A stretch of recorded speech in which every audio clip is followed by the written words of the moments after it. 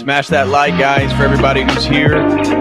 Also, reminder, the link to join today's open panel discussion is in the video description. So make sure if you want to hop on and share your opinion on space travel, planetary travel, modern cosmology, please use the link in the video description. Smash that like. And can we get the nub wave going, guys? Love y'all.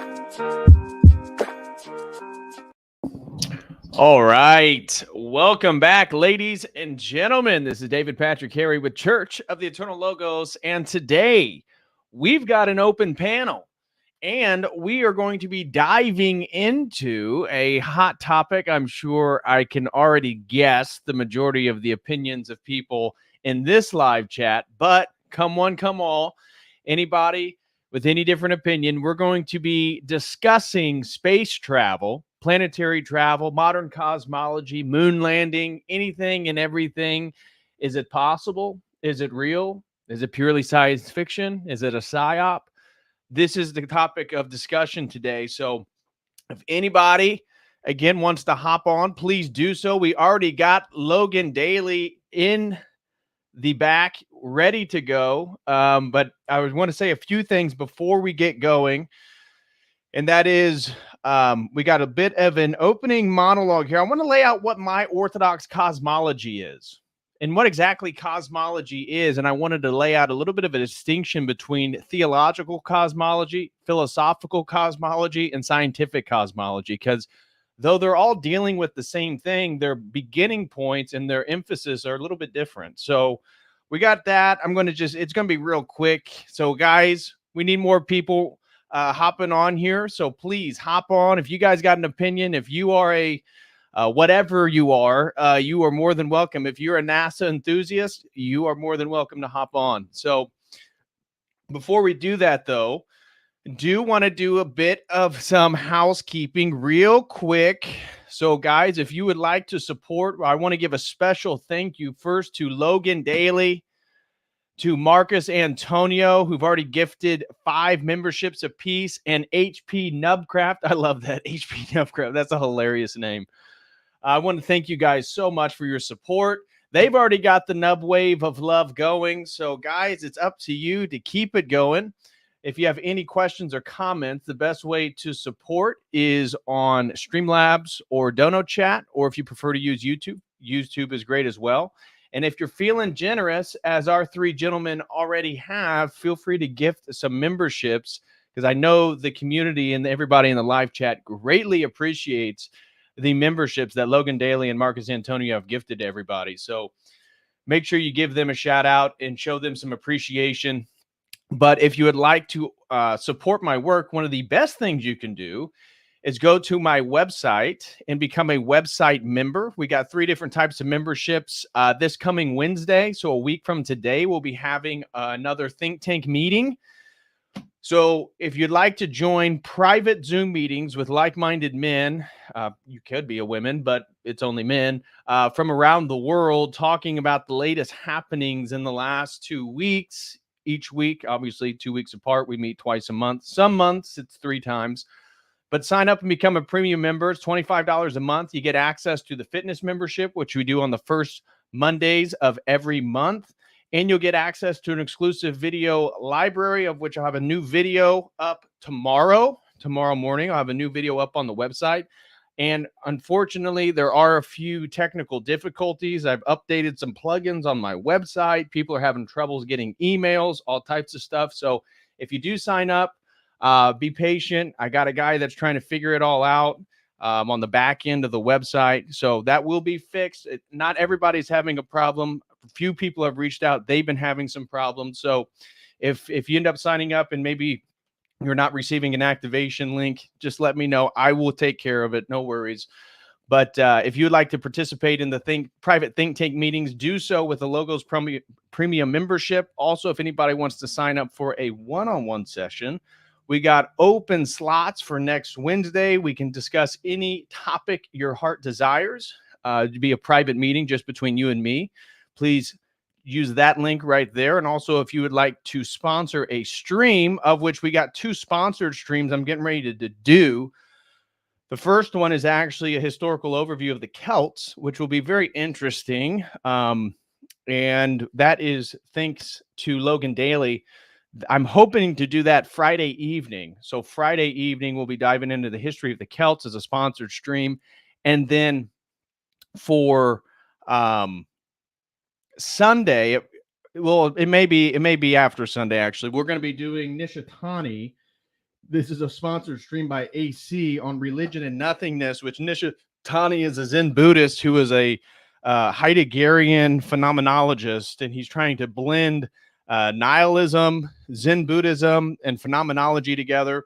And so that one's going to be a bit of a philosophical deep dive. So that will be at the latest next week. So sometime next week, at the earliest possible time would be Sunday, but next week. So we got those coming up. I also have a new great book that I'm kind of excited to do a stream on. It's called The Eschatological Visions of the Blessed. And it has it is the best book that I've seen so far in regards to saints and church fathers discussing the end times, discussing prophecies that have yet to come to fruition. And so I'm going to do a stream going over this book in the future. But smash that like. Thank you all so much for being here. Again, this is an open panel.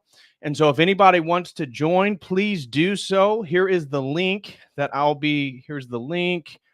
Join the stream and we can get into these topics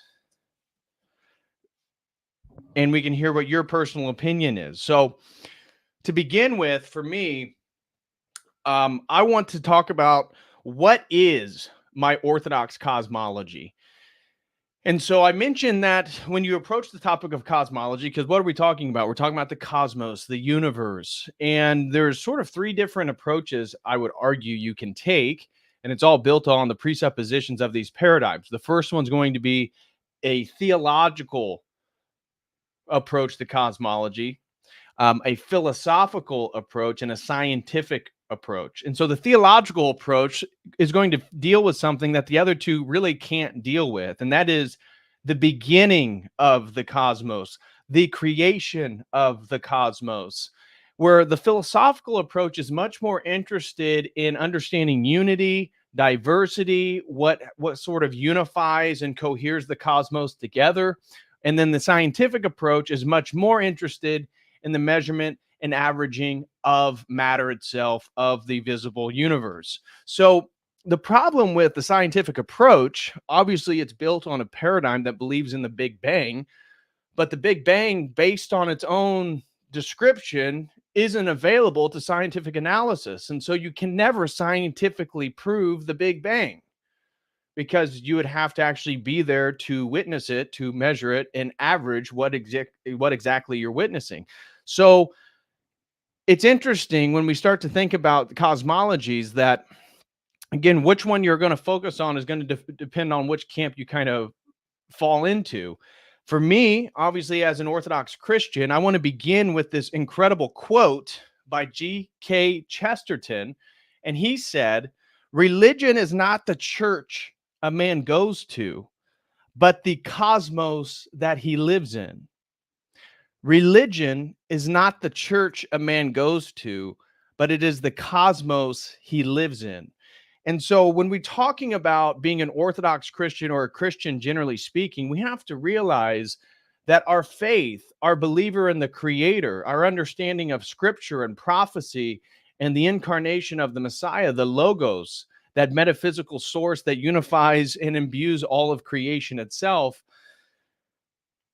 that this begins with our presuppositions of God. And this actually conforms a new cosmos, a new understanding, a new worldview, a new paradigm.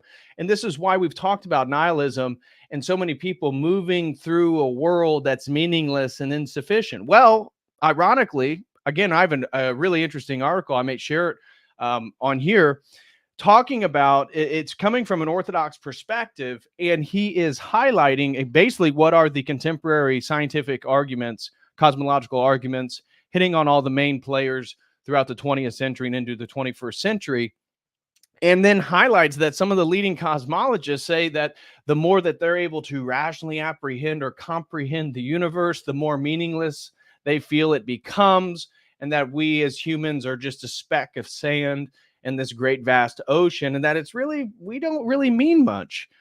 And that's very, very different from a theological approach to cosmology, because the cosmic mystery of Jesus Christ, as is written by St. Maximus the Confessor, I mean, really, it's just the title of a book, of a collection of writings by St. Maximus the Confessor, but main point is that one, there is a creator, and two, that creator also incarnated into his own creation, and therefore it is a theoanthropic worldview.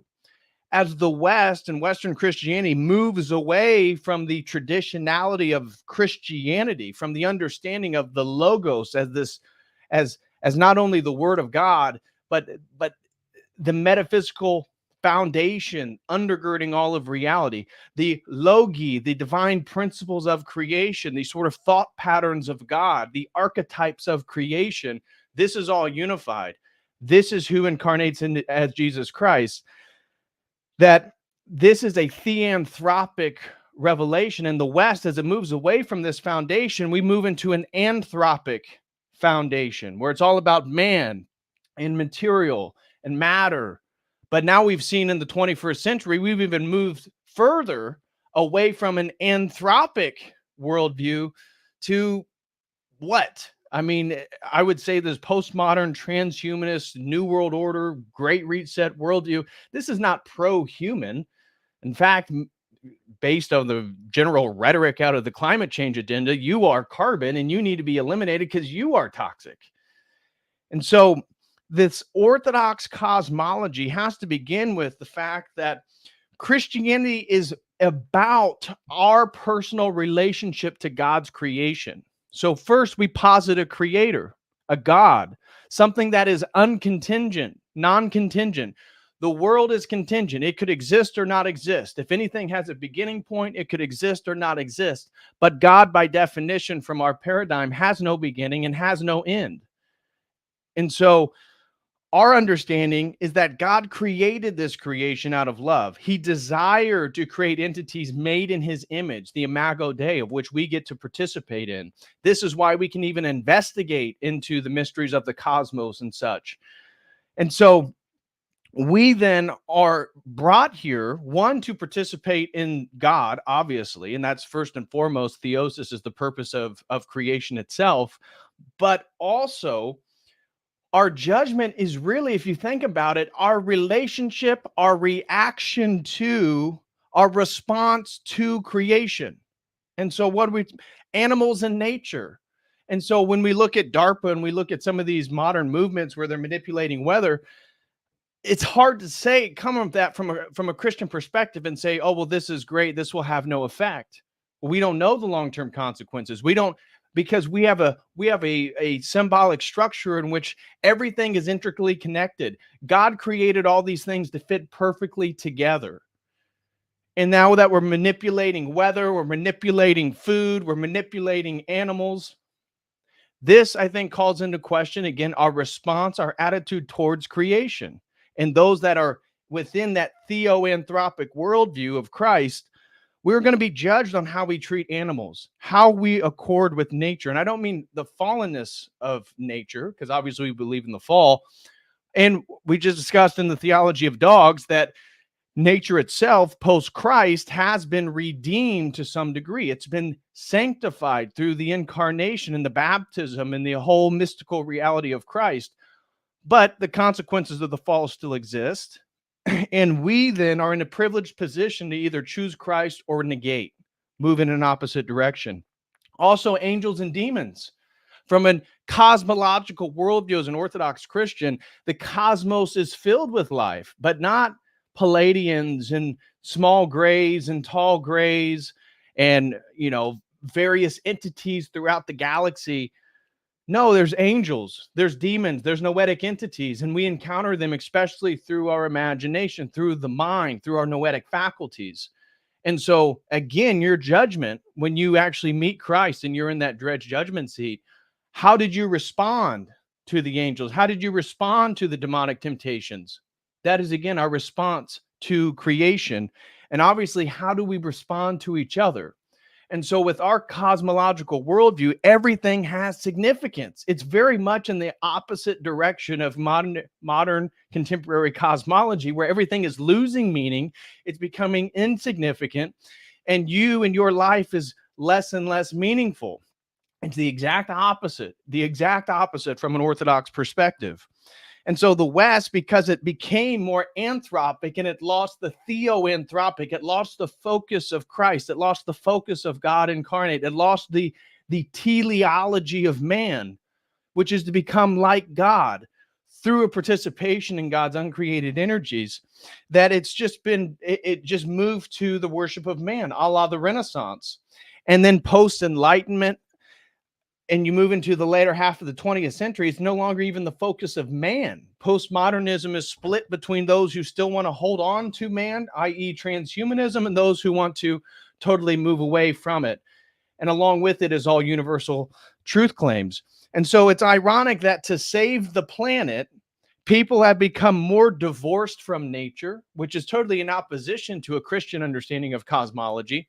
They've become more isolated.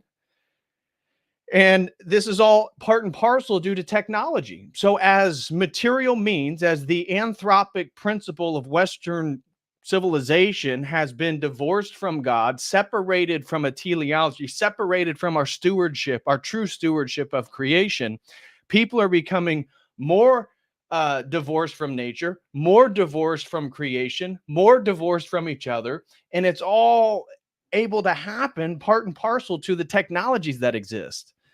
So the Orthodox Church then has a cosmic significance. As an Orthodox Christian, it's the church that is a reflection of the cosmos. It is the point in which, one, there is unity in Christ, there's unity in the church, but there's diversities of peoples. This is something that St. Maximus highlighted on, that one of the beautiful things about the Orthodox Church is that it is the in a way the teleological vehicle for creation itself, and therefore is the ultimate image of the universe. Because the point of the universe, the point of creation in the first place, is for you and I to become like Christ, to become like God through grace, to participate in these uncreated energies. And so it is the ultimate source of unity and diversity for the intended theological purpose, for the divinization of creation, to participate in that activity which only the Creator is fully in of. So only the Creator, what I'm trying to say, only the Creator is fully divine. He creates something that is totally contingent, a la the universe, cosmos, creation. And yet the point of all of creation is to participate back into his divinity. And we then are that point that meets both the eternal and the temporal. And so the church is also the reconciliation between man and God. You see, this is what the ultimate purpose of creation is. This is the way that the church is a reflection of the cosmos itself. That is the reconciliation of man and God, the reconciliation of man with creation, and the reconciliation of man with each other. That's what we do in the church. We are then the body of Christ. We are the new creation, a new creation that is spiritually imbued. And that's part when we think about the body of, or when we think about modern cosmology, is there's nothing spiritual there. It's totally limited to the realm of matter. Well, what if there's a lot more going on? What if, and then they try to get around this with, again, the multiverse, because the problems of the Big Bang and understandings of causality and the fact that they can't scientifically measure the Big Bang or scientifically prove it. Well, now we have multiverse. It's infinite. It's all relative, right? There is no objective truth. So when we talk about cosmology, obviously I'm very skeptical of contemporary science. I'm not a supporter of macro Darwinian theory of evolution. I do support the theory of speciation, but I'm very skeptical on the leap between species itself, macroevolution. When it comes to cosmology, this is a topic I don't talk about because I'm not a physicist. I'm not a astrophysicist, so I can't speak to this in regards to the latest scientific happenings, but I'm very skeptical of it. And I'm skeptical of it because of my theological presuppositions demonstrate that the contemporary cosmology and scientific movement is actually moving people away from higher meaning. They're moving people away from God. They're moving people away from more naturalistic approaches. As I said, with the climate change agenda, it's ironic that the same people who are so scared about pollution, want to save the planet, are the ones that also want to eat like technologically created vegan burgers. They're so divorced from anything that's natural. the irony, right? The people who want to save nature are the people who are actually living the most unnatural lives. They have no children, they have fur babies, right? Ironic, is it not? So I bring all this up because, yes, I'm skeptical of Darwin. Yes, I'm skeptical of the cosmology timeline that we're given. And as somebody who is a theist, who believes in God, there is no problem at all that theoretically, let's say that creation is 7,500 years old.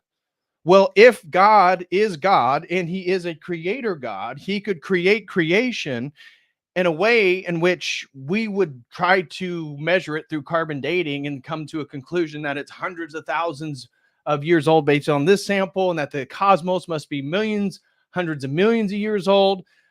It was 13.8 billion, and then they've recently doubled that in regards to the age of the universe. I don't know if you're aware of that. So cosmology has essentially doubled the age of the universe because, one, even if it was 13.8 billion based on random mutation, which we're told on these, again, presupposing Darwinian evolution, if it's purely random mutation, the universe itself would take way longer than 13.8 billion to get to its final point, of which you and I are having this conversation now. So I also want to point out that I have a friend who is an engineer. They do work at NASA. They are orthodox. They are red-pilled. They are aware of the conspiracies. And his only caveat, which I do appreciate, and I want to highlight this, is that even if the moon landings are fake, meaning that, you know, they've been recorded, they were done in a studio, yada, yada, yada, very possible. I mean, this is where my personal theories lead. He highlighted, because he has personally worked on these projects, that it is not impossible for a rocket to get to the moon. Now, he himself says, I can't prove anything in regards to the actual arguments for men being on the moon, but the technology to send a rocket to the moon, not that big a deal. And I wanted to highlight that I've heard a bit of a contradiction in regards to people who reject any mission that had potentially gone to the moon, and also utilizing the evidence that remember, they hit the moon with an object and it rang like a bell for an hour. Well, that was according to the official narrative, that was recorded based on using measurement devices that were supposedly left during, I think, Apollo 12, I think was the argument. So people who reject any mission that had potentially gone there, it makes no sense that they would also cite the example of the moon ringing when the objects that supposedly measured that were already on the moon. I thought that was a logical conundrum right there. But in regards to the gentleman that I know who is a engineer and is quite aware of how to build rockets, there's multiple reasons why people are saying, oh, he's full of BS. Well, again, I think that is a very limited mentality from people who couldn't be able to do the mathematics and physics that he has. I'm not even arguing in favor of the moon landing because I'm very skeptical of it myself. And he is skeptical of it himself. His point was regards to the science of rocketry and it being able to potentially get there.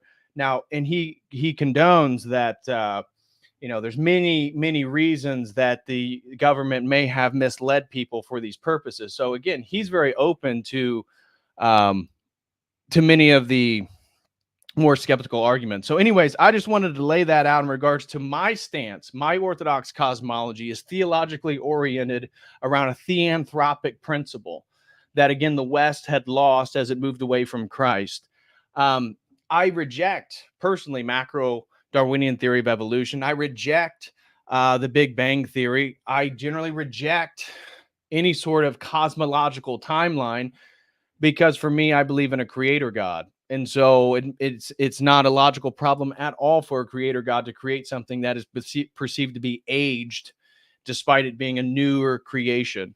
So I just wanted to begin with that. And so with that being said, now let's have some people up onto the panel to discuss the topic at hand. So guys, smash that like.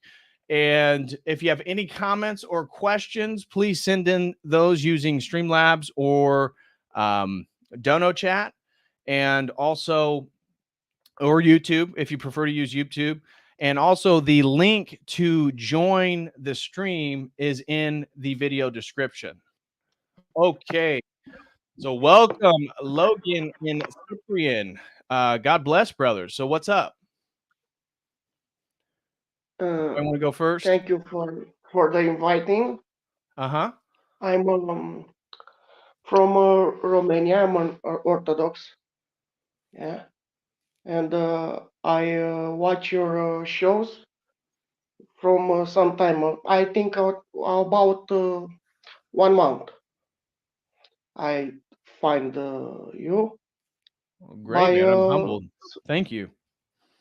by surfing on internet and I because I was interested in Orthodoxy in U.S., Canada, that part of the world. And I like what I see in the development of Orthodoxy in general in America.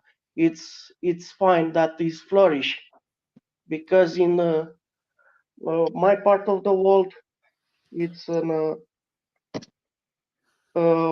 war against Orthodoxy and the belief. Right.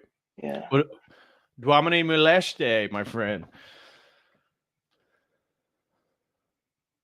I guess I'll introduce myself yet. Those of you that haven't seen me either on a panel or in the comments, I'm Logan Daly, Nub Up. So I'm an Orthodox catechumen. Lord willing, I'll be baptized and chrismated before too long, but that's neither here nor there. What are your thoughts about space, moon landing, any of these topics at hand? I would suppose just because you're Orthodox Christian, you travel in similar circles, you're probably very skeptical about this stuff as well. Yeah, so I haven't seen enough to like wholly throw it all out. Like their version of cosmologic history is, of course, ridiculous. It doesn't fit with the Genesis narrative. It doesn't fit with the church fathers. So, of course, that's what I'd have to say. It's 6-day creation. Earth is probably only like what 7,500 years old. Yeah. But as far as like space and stuff, I really haven't seen enough to just completely throw it all out. Like, I'm definitely skeptical of things like the moon landing, like you were talking about. I don't know enough of the math and everything to call them out, but I've seen enough fishy stuff against it to say I don't think I fully believe it happened. Right. Yeah. In regards to the moon landing, I'm convinced at least because there's apparently multiple Apollo missions. If not all, at least partial of all the video footage we have is fake. Potentially all the video footage is fake. When my conversation I had with my friend who's participates professionally in this world says, yeah, it's possible that all the video is fake and that the missions were still real in regards to sending rockets potentially to the moon or doing one thing or another. But in regards to space travel or becoming a planetary civilization, obviously Dune 2 just came out, and that's one of the premises of that movie. Elon Musk and talking about terraforming Mars and sending people there to live. I don't believe in any of that at all. I think it's a sort of escapism into like the nothingness, that all meaning is already here on the planet. And I get it that people are terrified about atomic bombs or war, stuff like that. But I have no belief personally that we're going to terraform other planets. I personally believe that aliens are demonic entities that are tied with the global elites, utilizing a sort of secular materialistic culture to then see a sort of salvific figure in the Pleiadians or alien grays or whoever to come save us from our own habits. To me, this is all leading into a paradigm that is ultimately occult, that is ultimately an inversion of the theoanthropic principle that I was talking about earlier. Yes, but the first the main from God with the humankind, yeah, with Adam and Eve, when the God say, rise and multiply and uh, uh, be the master of the earth. You know, Yes. he say the earth, not he say be the master of the cosmos and the planet and the stars. You know, I'm not Yeah. sure. it's simple. Is just like simple like the daylight, and the cosmology time is not relevant. It's one time. It's one time only, and that time is God. God is time in His essence. Is the essence of time. God. God is the essence of time. I don't know if I agree with that. I don't think God's essence can be described as an Orthodox Christian. And so I No, don't think his essence is tied with time. time at all. I think time is The created. the time is not existing. Be, uh, if the God did not exist, you Well, I know, agree with that. God created it, but I wouldn't say his essence is time because he's eternal. the time is the energy of God. Is the uncreated energy Okay. of God. I can move in that direction as well. Logan, you look like you wanted to say something. Oh no, I had the same thoughts you did. I was like, might not be quite the right wording for that. Yeah. Canuck Rider says NASA is waiting for CGI to get so good it is indistinguishable from reality. Then they will return to the moon. Yeah, well, this is one of the reasons why I wanted to bring up today's topic, because I actually have a book over here on religion and transhumanism, and it's written by mostly people that are proponents of transhumanism. And in it, they were talking about the creating of, again, this was celebrated from the author's perspective, creating a reality in which everything was basically virtual reality. And this was even hinted at in a conversation that Ray Kurzweil did with Joe Rogan. Was it yesterday or 2 days ago, which was laughable because Ray Kurzweil, if you watch that, he is certainly not the Google genius everybody has made him out to be. He can hardly freaking form a coherent sentence. But one of the things that they were mentioning is that, well, in the future, this was an academic, you'll be able to have augmented realities or virtual realities, and you'll have augmented people inside of it, and that you'll definitely be able to find meaning in there, because meaning is something that we self-create in our lives. And that he was saying, whether we become planetary or not, the technology and a developed AGI, it will be allowed you to inhabit other worlds and other universes. And it's like, well, that's the point. We're never leaving the planet. The point is to get people to believe they've left the planet because they put a permanent headset on, whether it be however they're going to wire you up, and so that you then cannot distinguish the augmented reality from actual reality, and that we're all basically in coom pods, and yet people believe that they're in distant star galaxies and they're like a space warrior. I think that's a plausible future. Go ahead. Matrix with Skyfly. Yeah, exactly. Yeah, I honestly think that's partly what is going to be the case. So the entire space, one of the reasons why I labeled the stream is it's science fiction, because I think that science fiction and even the narratives of Musk going to Mars, and with AG, with the state of AI right now, and now we're seeing the development of like AI art and video, that there's going to be a point where, unless you're just like interacting with your physical environment, people aren't going to be able to know up and down in regards to what's actually going on. And some people are going to think that they're on planet Mars, in maybe 50 to 100 years, or whether they get the Neuralink or whatever visual augmentation they're given. So I think it's the science fiction and the narrative of space, the narrative of modern cosmology, the narrative of planetary travel is essential to get people to cognitively believe that that's possible, so that when they are presented in these augmented virtual realities that are going to be indistinguishable from real reality, they're going to totally believe it. Yeah, because it's seductive. That idea is seductive, like the communist idea. You know, the communists propose the heaven on earth, and the new kind of communist in the parenthesis is proposing the heaven not on earth, but the heaven we make in a known universe. You know. But we don't know. We don't know what is behind the firmament. Mm-hmm. Yeah. I'm not sure if it got said yet, but I feel like it's all just Star Wars fantasy cope.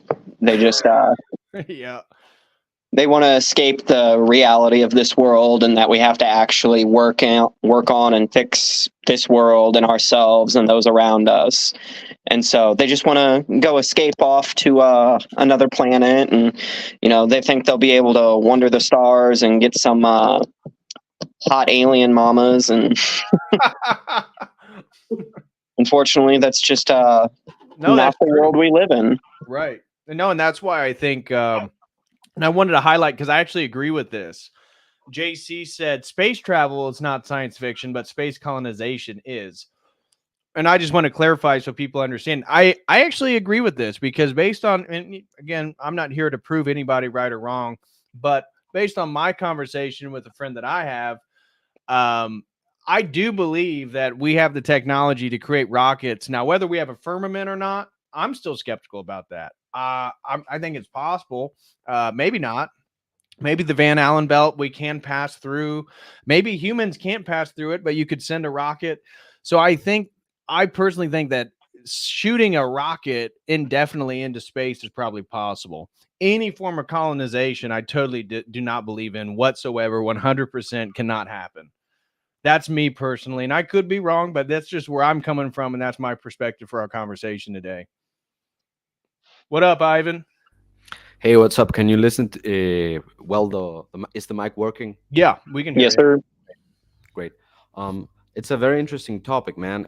I think that it's kind of a red herring in the sense that it's not economically feasible, even if it's technically feasible to do it. Why would you want to go to space in the first place? Like, if you want to take, let's say, I don't know, minerals, taking them out from space and bringing them back home is going to be so expensive that it's not going to be worth it. You're going to be able to find those same minerals here for a fraction of the cost. Well, if we're talking about economics, like, if the materials that they're talking about going out and mining because they're so rare here are so abundant, like they claim out there, economically, why would they want to go out and get it? Because it'll just make those industries collapse. Because if they bring it in the amount of quantities they're talking about. Yeah, I don't know that. I don't know that works, but either way, like, why are we trying to get those things here, like, in the first place? Allegedly, it would be because it's cheaper to get them here, but what if it's not? Like, let's put it this way. When Christopher Columbus wanted to get here, he made promises that it was feasible, but also that it was economically viable. We're never told that it's economically viable here. Like, we're always told, like, a myth that it's going to be profitable. But even with the best numbers, with the technology that we have and the physics that we know, it's never going to be feasible to do it. Well, I agree with you. To steelman the argument of a proponent that would say that it is economically feasible, they would argue about, like, asteroid mining and all the rare minerals and metals and stuff in space. But again, I'm with you. I'm very skeptical that we would even be able to utilize those things or actually be able to garner the materials that would make it profitable in the first place. But if again, because that was mentioned in the transhumanist guy that was very in favor of this stuff, that he believes that getting off the planet is the only future for humanity, and that we were going to be able to, again, we're going to have more. He is almost a capitalist. He is very capitalistic in his rhetoric. Now I think about it, because the whole end point of his argument was that there's so much wealth to be garnered and information and experience into space that's where we're going to go. And it just makes total sense for him. I don't know about that. Yeah, especially when you take into account the fact that you're if even within a capitalist system, you're gonna get a lot of competition from within. So why would a person want to go live in mine asteroids when they could get a much easier life here on Earth? Like, what's the Yeah. economic incentive to go? Right. I mean, I'm with you. I don't think anybody can survive like fully going like to Mars, or that's a one-way trip. And I think even trying to set up a moon base, if we were really serious about mining asteroids, why wouldn't we have gone back to the moon and actually built a base of some sort so that it would be a launch point for that type of operation? You know, everybody says, well, the reason we never went back was because it's not economically feasible. Well, that makes sense. There's not much on the moon. But in regards to this, voyaging expedition into space, well, then it would make sense. It's not about the economic feasibility for the moon base. It's about the mining of the asteroids and all this different stuff. Yet we didn't do any of that. So, yeah, I'm skeptical of the whole thing myself. I don't even think we could build a moon base. But, well, Emmanuel, what's up, my man? Hey, hello. Can you hear me okay? Can hear you just fine. Yeah, I just wanted to share my thoughts on this, and I think there is one thing that I find a little annoying, which is we tend to be everyone. I mean, every person. It's natural, I would say. It's normal to be to think on extremes always, right? Like it's either this or like it's either all full on yes or all full on no. Right. And I find it's the same game as always. Like if you go to the flat earthers, it's usually this is the biggest lie, and why it has to be the biggest or the most important thing to know. And if you go to the some other people, like even when you say it's not as important, it's I don't care. My theology doesn't break if either way, if it's if there is space or no. But if you go to, it's a kind of extreme if you say it's not important at all. Like I do find there is some importance to it. Like you cannot just dismiss it that I don't care. It may not affect your everyday life, but if you see how manipulative the narrative on everything else is, like it's not that it's important by itself. It's in conjunction with the other things. It's similar to the stabs and all of that. It's when you see the patterns like that repeat the same type of lie, the same type of mechanisms. It's kind of important in that sense to me. Like if you see arguments being made, and instead of scientifically, because this is in part mostly a scientific thing, when appropriate, the scientific method is the correct way to do it. So, but the supposed scientists, instead of using science as we saw in many other areas, they instead just socially try to shut you up or dismiss you as idiot. And well, it's important for that to me. Like you start to see how many lies. Right. And the other thing I wanted to share is it's the same in every other area. Like you say, I don't think this is true, or you can prove it's false. And the perception is automatically like, oh, so you know what's right? So you know the truth, so you can access. Like, no, I'm just saying this particular thing is wrong. This particular and most of the cosmology stuff, it's at best, it could be this or that, and the same explanation you could do because optics or because this experiment or that experiment. The best case scenario is it could be both ways. It could be the planet, or it could be a different reality. Right. And some of it you can disprove. You can say, no, this is clearly fake. You can see the CGI and and the stuff. So instead of going all extreme in one position as, oh, no, it's all a lie and whatever, and you see the theology of these people, it's the problem on most of them, because they have very good debunkings of the normal, what's the establishment science. But then they say things like, oh, you create your own reality, man, and stuff, very gnostic stuff, and or what I was saying, like, it's the most important lie that you have to know. Right. No, knowing it's not going to be to make you a better person. It can help you, but not in that way. So that's what I was trying to put the, yes, it's important, but for other reasons, not for the typical reasons. And I personally, I do think all of that mainstream stuff about the shape of the Earth and the going to space, it's like you said, building rockets. Of course, we can see them. We can see some of those stuff. Right, we can do the physics behind them. Satellites, even you can say, oh, right, yeah, exactly. it's Yeah, possible. I believe satellites Now, are real. I know some people. Are they using them? Are they actually using them? We can because there is also proof of the same benefits, if you will, being able to be done before even any satellite was done, like with towers and everything. It's like with ground cables and all that. So when you say it's not necessary, it's not a proof of, that my cell phone works, therefore satellites. No, it may not be, sometimes see, sometimes may not. It may be a combination. But to therefore say, therefore all space is correct or all space is fake, we don't know. It's okay to say we don't know. The problem is when to say, okay, to this point we don't know, and to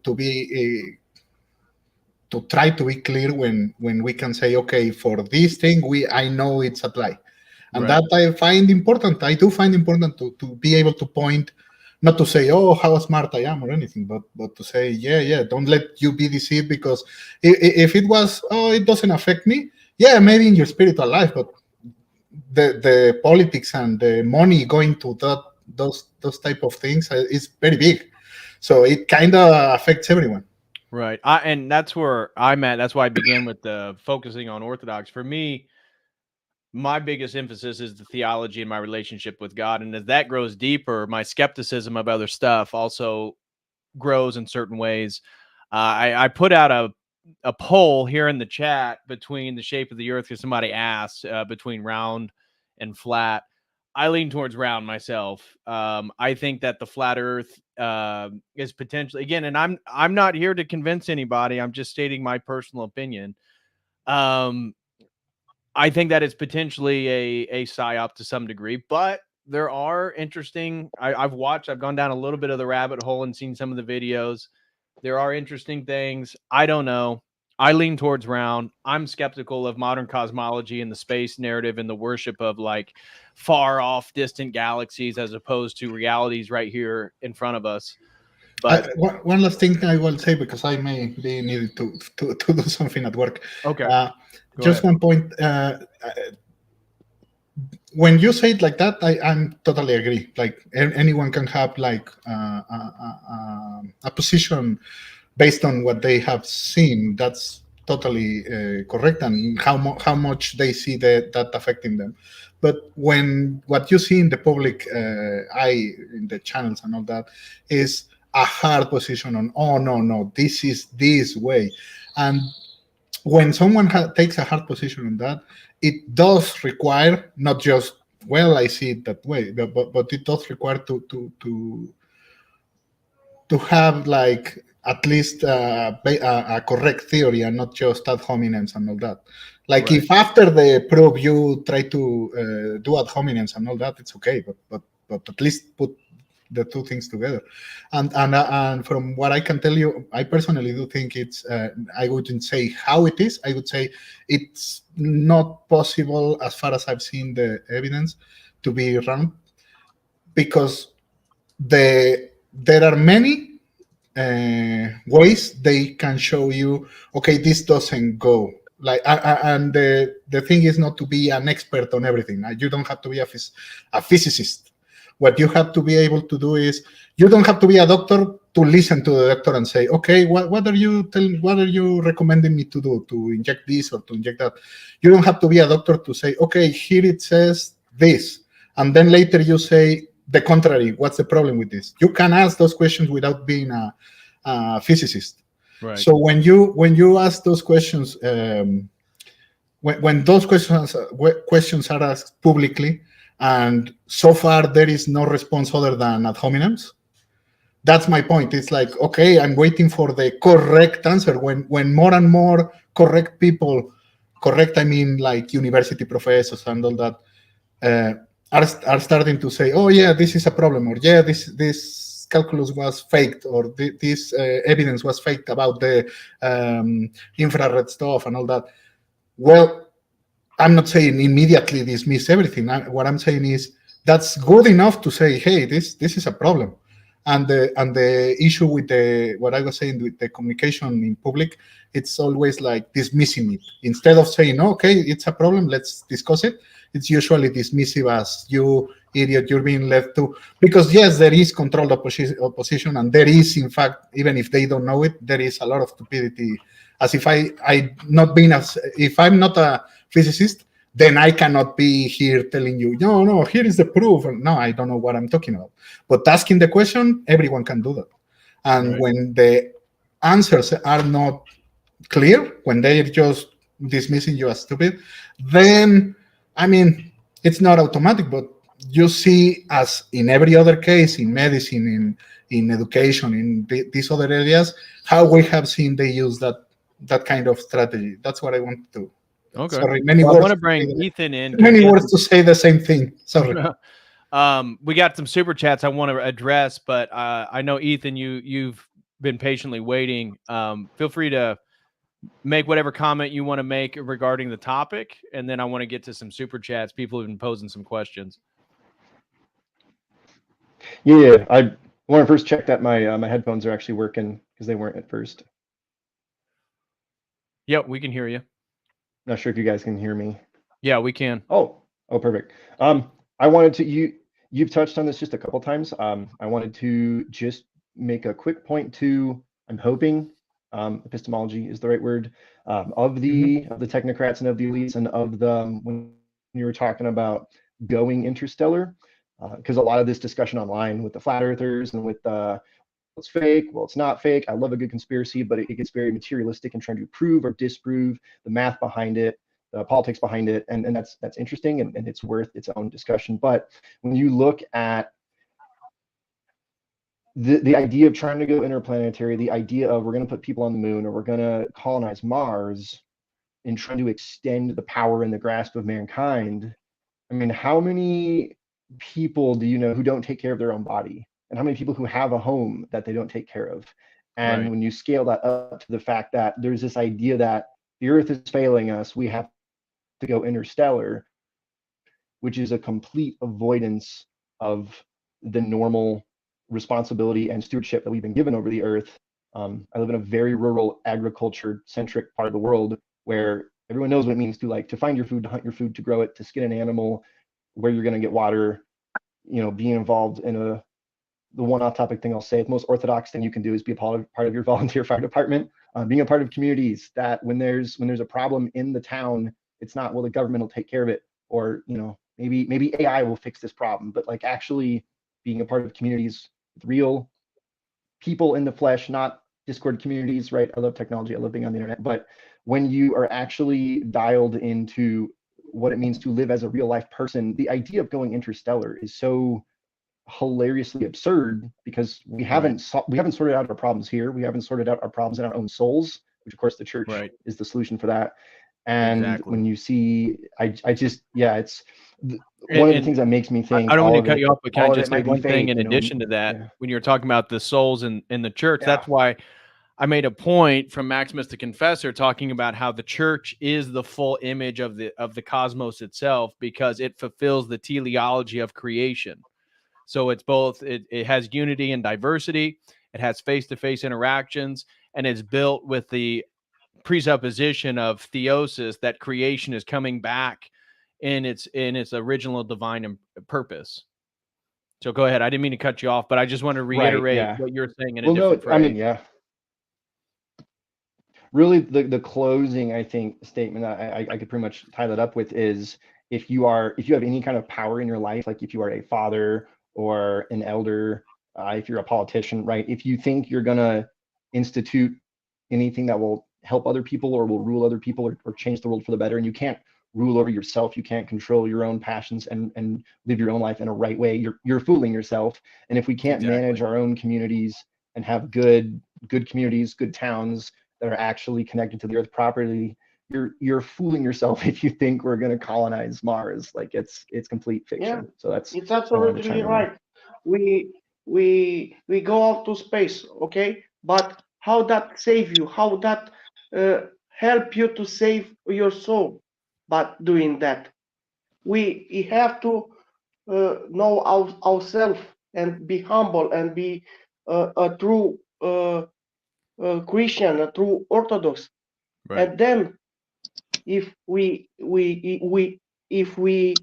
manage to comprehend the mightiness of the universe, then we can make that step. But for now, we are so little that we have to think our salvation. Right. If I may jump in just go ahead. before you read the super chats, go ahead. like the reason why I wanted to make it about economics was because people don't realize that the problem is that we're competing against systems that are already too powerful. Like, for example, you could make a very good, a better alternative than Twitter or X, how it's called right now. But the fact that it's got that amount of mass means that even if it were feasible to make, I don't know, a planet be habitable, nobody will leave Earth. Like nobody will want to go there. And the point that was just made about like the church being the body restored, like the body of the church being those saints, means that the church doesn't need to go anywhere else. The other kind of mindset is the mindset of let's colonize somewhere else because it's got resources, and it's kind of a sales pitch. Yeah. And the sales pitch is ultimately empty. And that's the reason. Like, why would the church want to go to space if nobody wants to live in space? Well, and that's from the Christians that I've seen advocate these large narratives, is they argue, well, obviously God created other life in the universe, and therefore, because they believe in modern cosmology and the general scientific narrative, they would say, oh, well, there's all these, there's clearly other life, and therefore it's a mission for us to spread the gospel. And so we need to go to Mars, and we need to get outside our solar system. We need to get further into the Milky Way, and even go beyond. That way we can bring, or I've seen the other flip side from Christians that believe it, is that Christ was really just a useful mythology, and they call themselves Christians, but it's like, well, Jesus is the fullness of the mythology and the archetype here, and so that doesn't mean that we shouldn't try to become transhuman cyborgs that are spacefaring and multiplanetary, because that's ultimately what it means to be like Jesus. I've seen both those arguments. Let me just get through some of these real quick, and then we can go any direction you guys want to go. Blue Skittle, thank you so much. He's been a COTEL crew member for 4 months. Shout out to Blue Skittle. He says, isn't that a plot of an Arnold Schwarzenegger movie? He wasn't actually on Mars. No one's breaking through the firmament. Yeah. Thank you so much, Blue Skittle. God bless you, brother.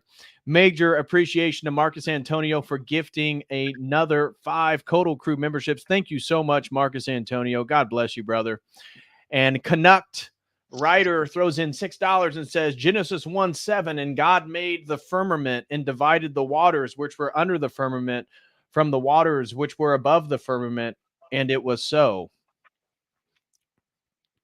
And then Canuck Ryder throws in $12 and says, Isaiah 40:22, he sits enthroned above the circle of the earth, and its people are like grasshoppers. He stretches out the heavens like a canopy and spreads them out like a tent to live in. And Marcus Antonio throws in $5. Thank you so much, brother. And he says, if God wanted us out there, it would have made it easier to survive out there. Yeah, I totally agree with that. Clearly, that's not our place in the cosmos. And then Austin Purcell throws in $2 and says, in a galaxy far, far away lies our salvation. I love that. No, Yeah, I I'm totally. agree to take the point after the God permitted us is like to rebuild again the Tower of Babel, you know? Right. That's why I think, again, the space narrative and the interplanetary civilizations and colonization is built on the whole techno-scientific narrative. And so if like you said, Cyprian, if you're basically not enthralled in materialism and technology, it's pretty easy to sort of just step right outside that narrative, be like, that doesn't really make much sense, does it? And so, yeah, and Austin just making a joke about their narrative, saying that your salvation to live for eternity is based on us going to different planets and becoming a transhuman cyborg. And then the last Yeah, one. good luck with that. Yeah, I know. Yeah, that's the end of the Imago Day once we do that.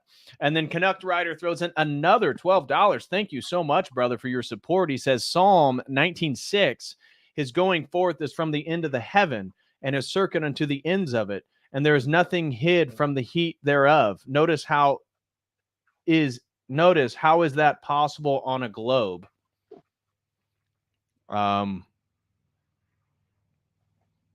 I don't see how that contradicts a globe myself. So Canuck Rider, if you want to maybe clarify, I'm not seeing the line of argumentation there myself. But again, and this is where I make no affirmative claims on my own understanding of space. I think that a firmament is possible. I speculate maybe we can't even get outside of it. Maybe you can. Maybe I don't know. Where do you guys want to go? Anybody have any thoughts or comments on the super chats that we just read? So it got touched on a little bit, but the whole like part of their cosmology and kind of what they've been selling and what has brought a lot of the push for like, oh, we need to colonize other worlds is like this narrative of, oh, there's a great nothing coming. You know, the Earth is going to be destroyed and swallowed by the sun, so we have to go to another planet. Right. But like, I mean, as Orthodox, it's you know, we know that's not going to happen. I would add that the same argument that is being used to sell us space is the same as the argument for macroevolution, in the sense that like it's always pushing forward the need for evidence, in the sense that yes, we're gonna find the missing link. You know, it will be any time now, and so we're always looking forward to science being like this progressive revelation, because actually science is based on progressive dialectic thought. So we're not actually trying to discern the argument that is being made. So materialists fall for this all the time. It's like it's just a matter of having enough power to make things feasible, but we're not looking at the fact that before you say this is possible, you're already positing a cosmology, you're positing a metaphysics, you're saying that the rules of the world are a certain way, and that we have to like conform our view to your own metaphysics before we start engaging in the project. It's like grant me my grand metaphysics, and then everything will fall in line. Like what's the guarantee that the world is that way? How is it not a counterfactual? Perhaps like humanity destroys itself in a century, and what of let's say the technological feasibility of it? What about the economics? Like you're just telling me, look, buy Bitcoin, buy this amazing product, and where's the actual numbers? Because if any kind of person from any kind of background will tell you, like, unless I see proof that this is actually in my favor, I will not move a finger. Like if you come to if you go with a business proposition, the only an idiot would invest in something that has no no certainty of being successful, of even being possible. So why are we letting ourselves be duped by people who are constantly using the same style of argumentation that is like, just if only we need more data to corroborate what I'm already presupposing. It's like, no, maybe you're presupposing too much, man. Right. Yeah, I'm glad you used the in word our country, it's a expression. You give the sparrow in the hand for the crow on the fence. We have a certitude. We have a conviction that God exists, that we are souls, and God will save us if we are humble and we made a repentance.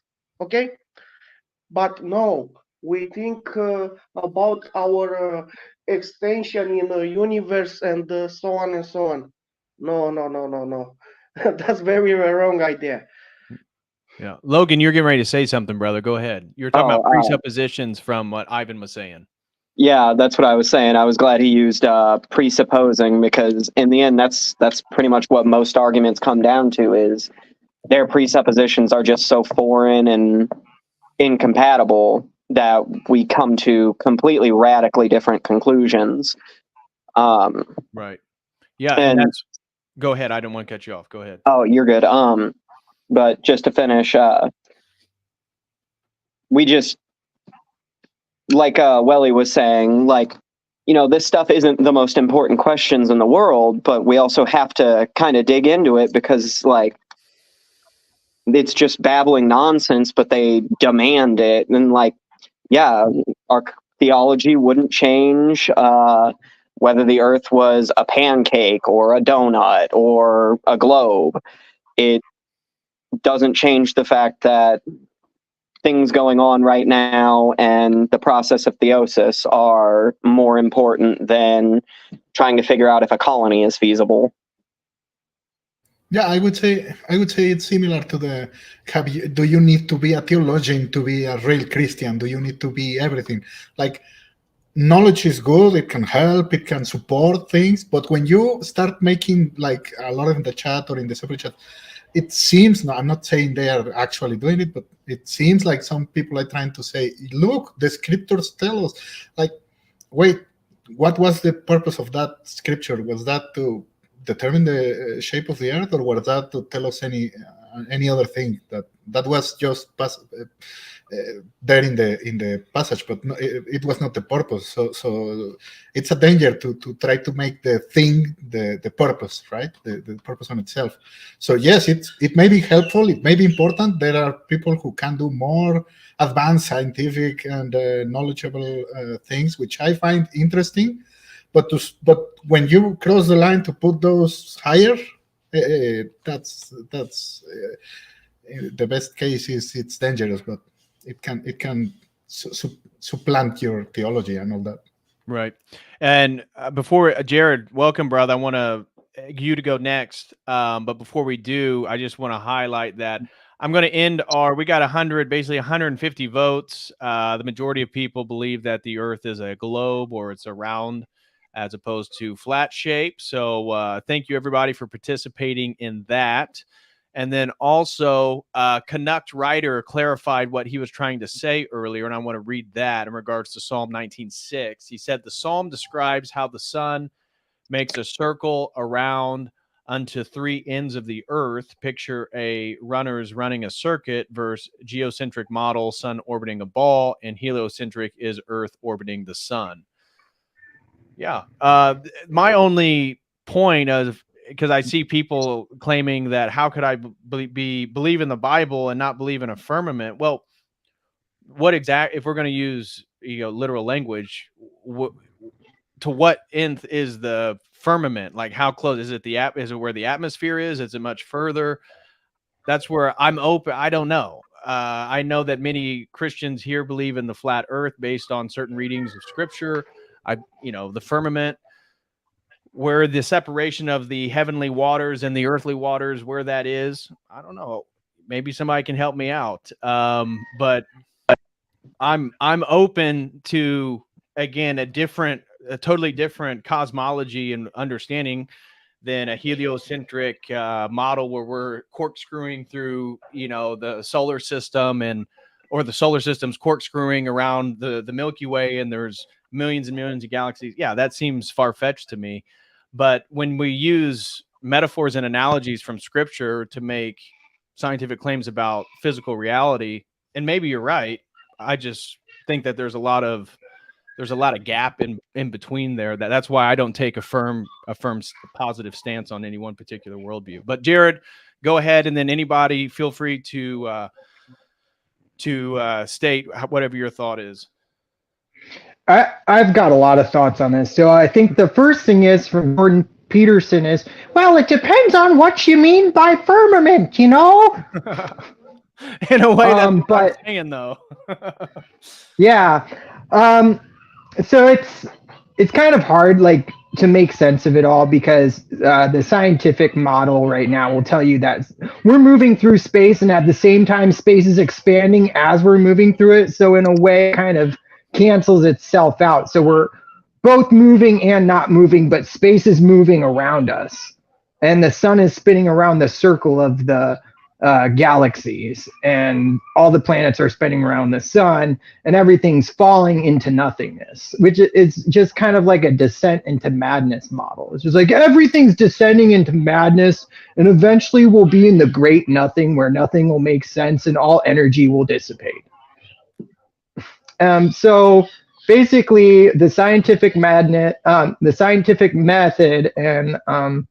the scientific model are a scientific madness in a lot of ways, because it very much follows this kind of just perpetual fall into the void. Right. You guys have any thoughts on the firmament? Because I think everybody here is Orthodox, right? I mean, Yeah. Or at least catechumen are in the process. Christian, we'll just say everybody's a Christian at least. I know the majority of you guys are Orthodox, but what are your guys' thoughts on, because this is a pretty hot topic here in the live chat, is the firmament. What exactly are your guys' thoughts on that? I mean, feel free. Go ahead. So I'm not familiar enough with any of the discussion around it. That's my contribution. I would say the thing that you were saying, well, how high is it? It's not that I need to know how high is it. It's when it becomes important to know how high is it. So when you say something like we became that, like we overcame that the firmament, or there is no perceivable firmament or something, and therefore something that you propose requires that as a reality, then I would ask, okay, what's the purpose of that thing that you're proposing? And if it makes a difference, then it's important. But if it's just to say, well, how high it is, I don't care if it's 10,000 or 20,000 or whatever. Yeah. But when it becomes important, I would say, yeah, if you're claiming I can go wherever, intergalaxy colonization and all that BS, then, well, wait, there's something there. I agree. Who says that the firmament is in a specific location? That's kind of a materialistic reading of it. It's a lot of people are saying that they believe the firmament is the blue skyline. Okay. Wouldn't it make more sense that the firmament would be, let's say, something that could permeate all of reality, in the sense that the spiritual permeates all of reality? The heaven of heavens, in the same way that the energies of God suffuse creation. Like, if the firmament had to be located into space, I'd say that you're already using a materialistic logic to place it somewhere within a materialistic frame. Perhaps it's purely spiritual. So I like the point that was mentioned. The firmament, I think, is a firm barrier. Yeah, it's put that by God to protect us. Yeah, you think there's a firm barrier around the planet to protect us, that they're okay. So because do you believe that asteroids? the Earth, or meteors have hit Yeah. the Earth before? Yeah. But Okay, so like the firmament they are breaking up or coming something? from the interior of firmament. Okay, because obviously, like an asteroid, once it hits the atmosphere, it kind of breaks into smaller pieces. At least that's what we're told. I've never watched an asteroid hit the Earth. This is just that's why to have this conversation. There's so many caveats, and and I know people that are engineers and deal with very high level engineering items that they work on for large corporations. So I trust that they have skills. I know them personally, and they're smart people. So I'm open to disagreement on any of this stuff.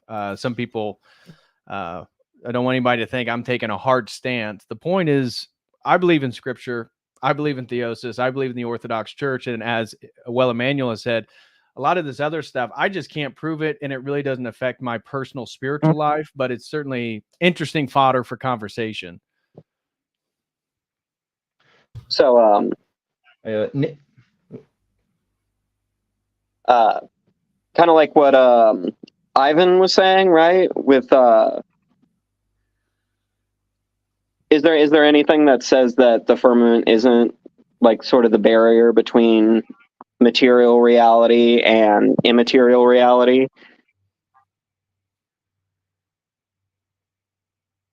Say that one more time. I'm sorry.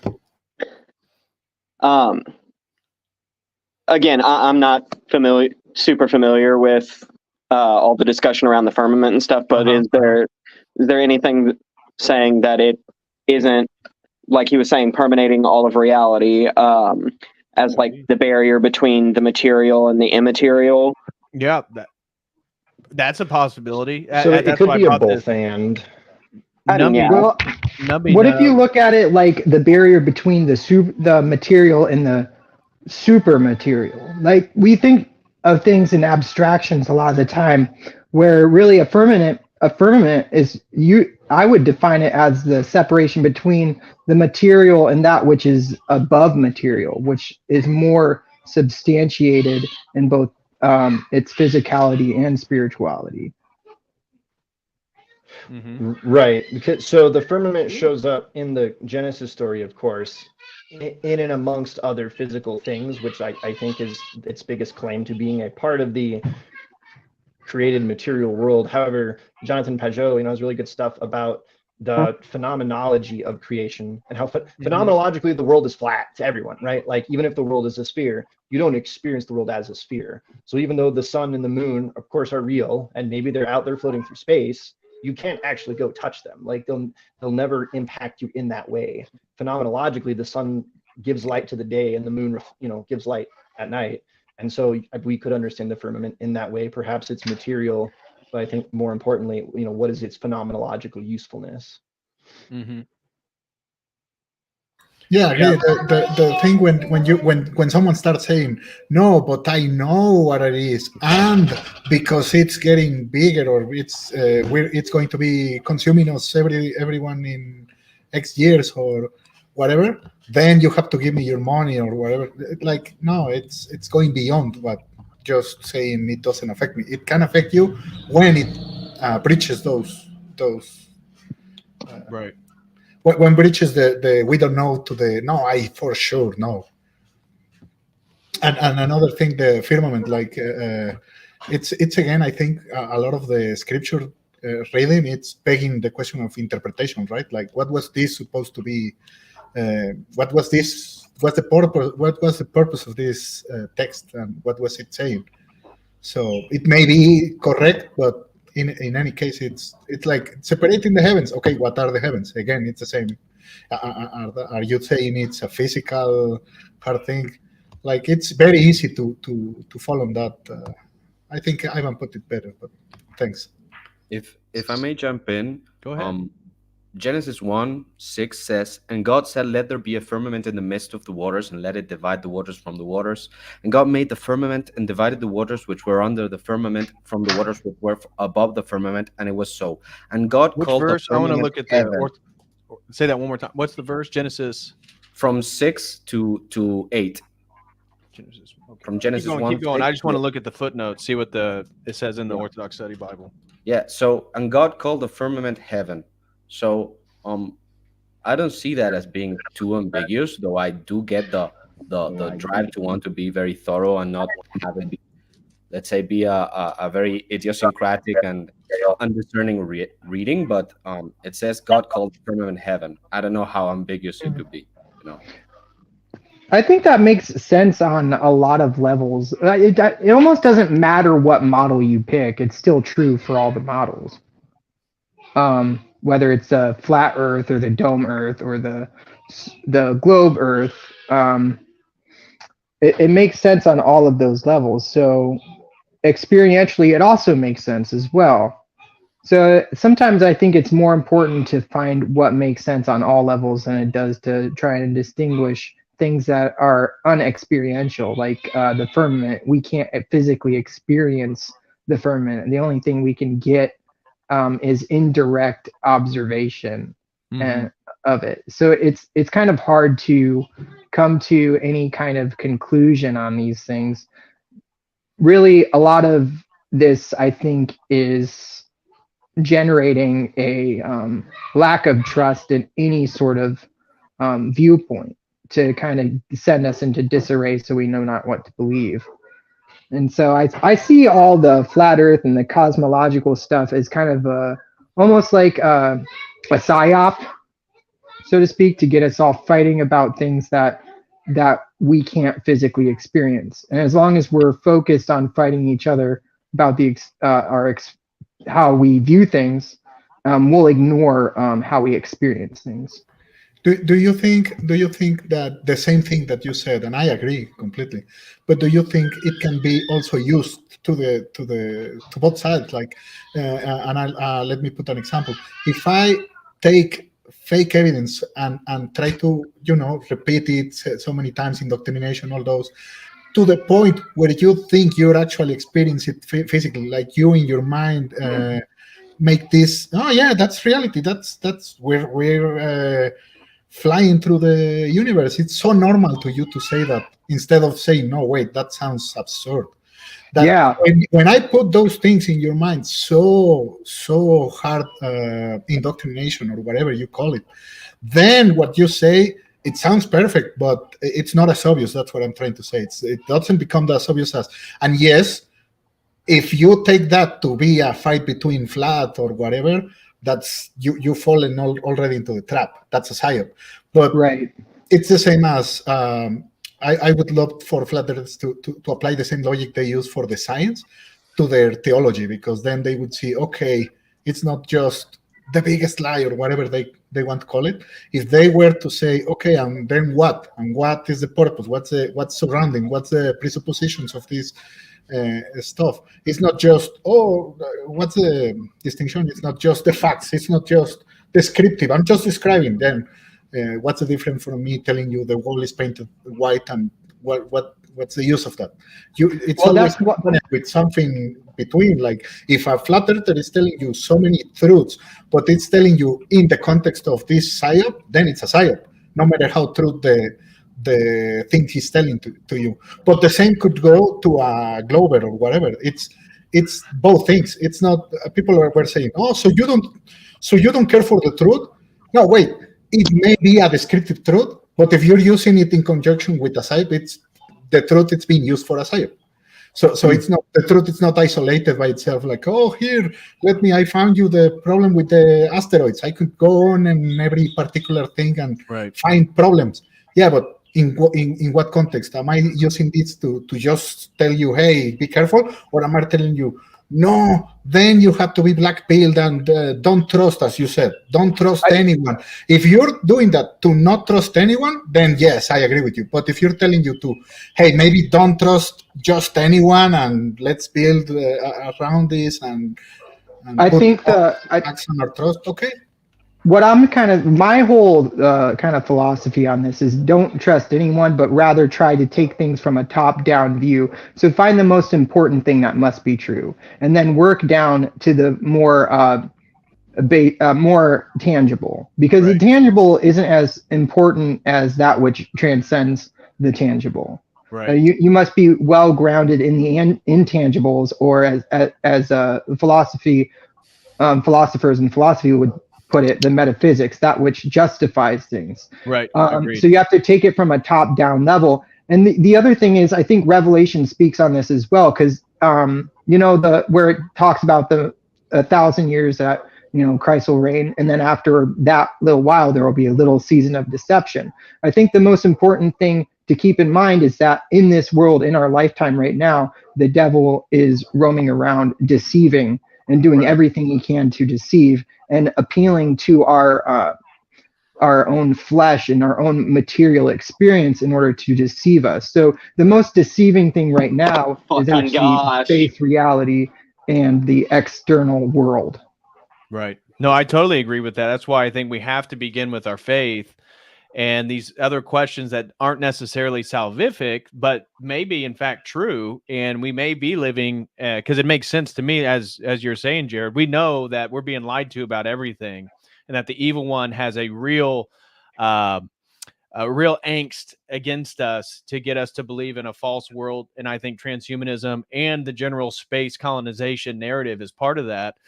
But where do we draw that line? I think, well, we have to focus on what's salvific, and then maybe some of this stuff is true. And because there's so many lies, it's hard to really decipher.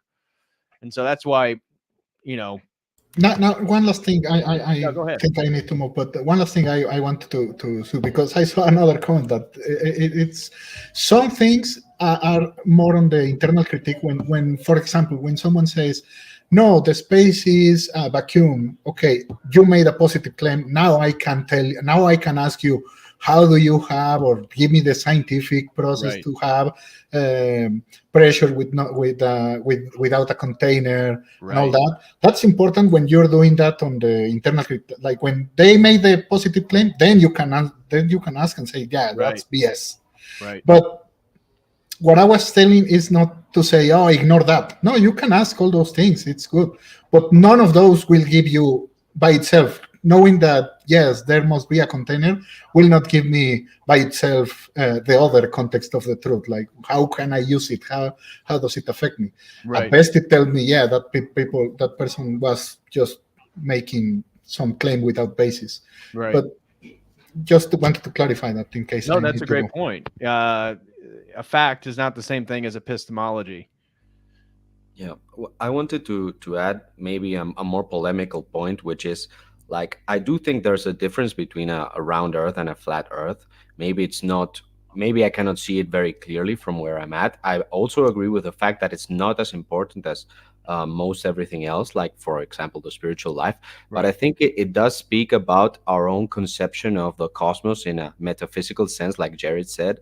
Because what is the place of the firmament but, let's say, the place for the saints and for the angels and for, let's say, the more metaphysical and subtler aspects of Christianity? Like, where do angels have a body? Is it a subtle body or is it a material body? Like, those kinds of things, I think, are intimately related to that. And I think that if we go to the fathers, and I'm not an expert in theology or anything, I think that they would definitely say something about it, not for the sake of, let's say, defining the geographical aspect of the earth, but rather to safeguard certain aspects of the spiritual life that would be, let's say, undercut if we had a wrong image of the metaphysics of it. So, for example, for me, at least from what I've gathered, like, angels have a body, but it's not a material body.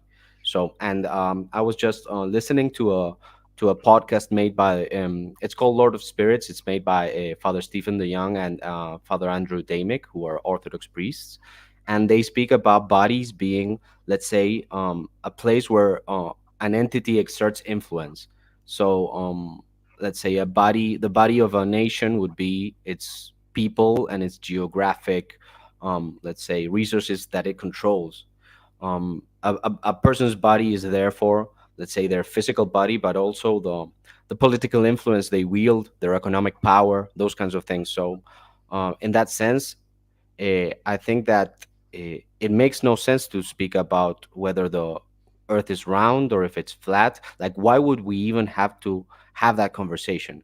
let's say that the consensus was that the Earth was round. What would be the need for there to be a truther movement that wants to say that the Earth is flat? What is the con, and why is it there? Like, what will we gain from believing that the Earth was flat, other than its truth? It's the truth in an abstract sense. Like, what do we gain from that?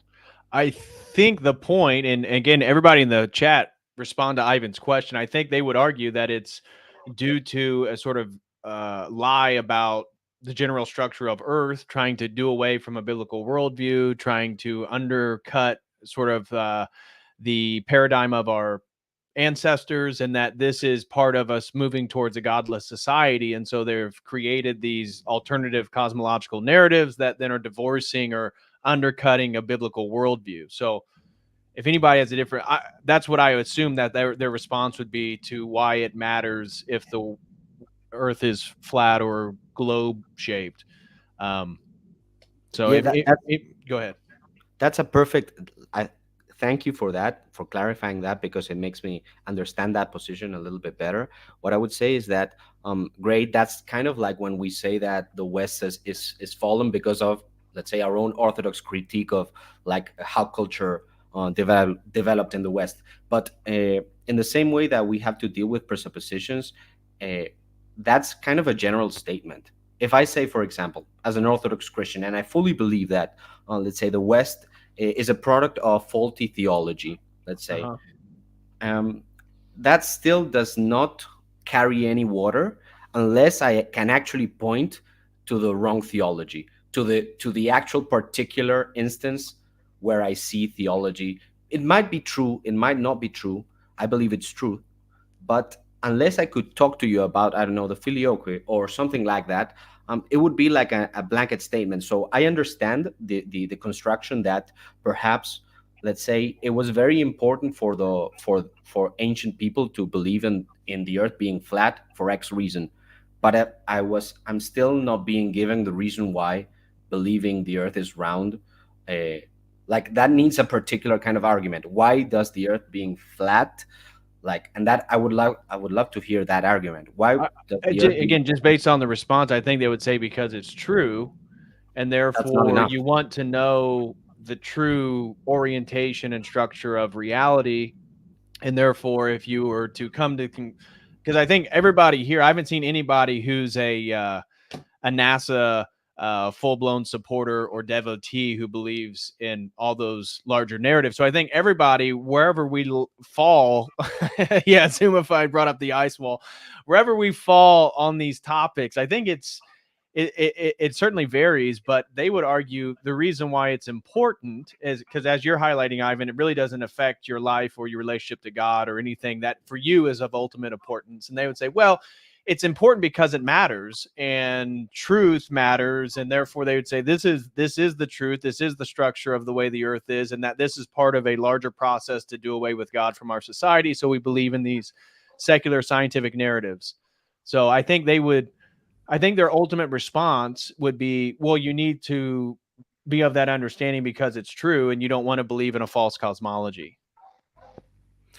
Yeah, well, but the issue with that, I would say, is that for everything that I will take as let's say gospel truth from the church fathers, if I dug enough, I trust that I would find a good reason for it being that way, and the church fathers have already given us like all we need to know for our salvation. So why the need to change? Because like truth in the abstract does not exist. Like, truth is always in relationship. So in that sense, I would say, what is the political or the economic or the philosophical motivation to change something, to me, which is very, it's not very important? Why make such a mountain out of a molehill?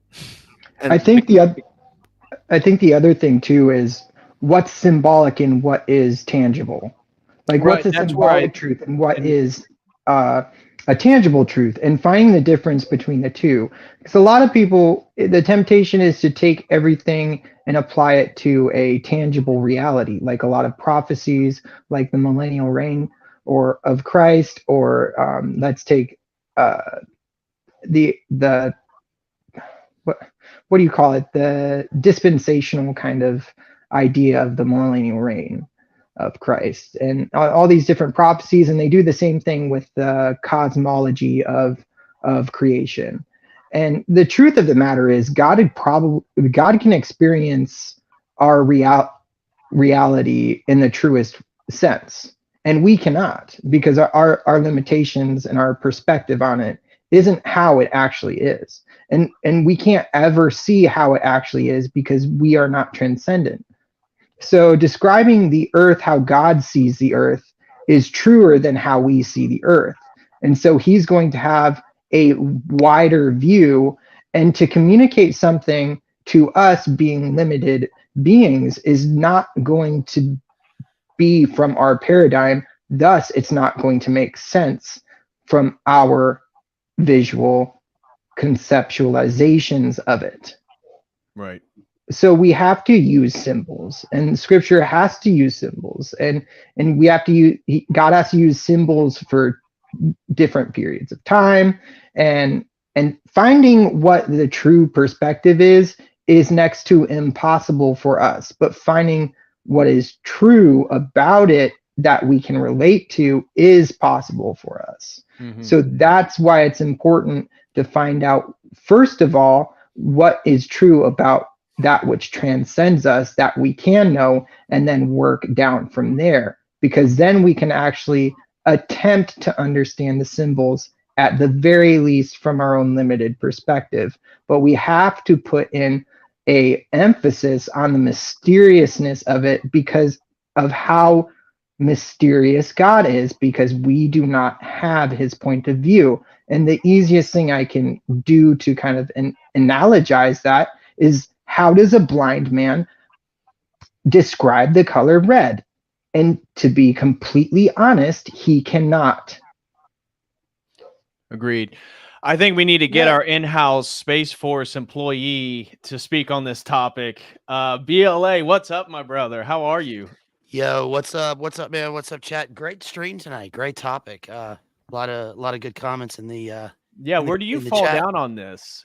Because we got a lot of strong opinions on different sides. I'm curious where you kind of land.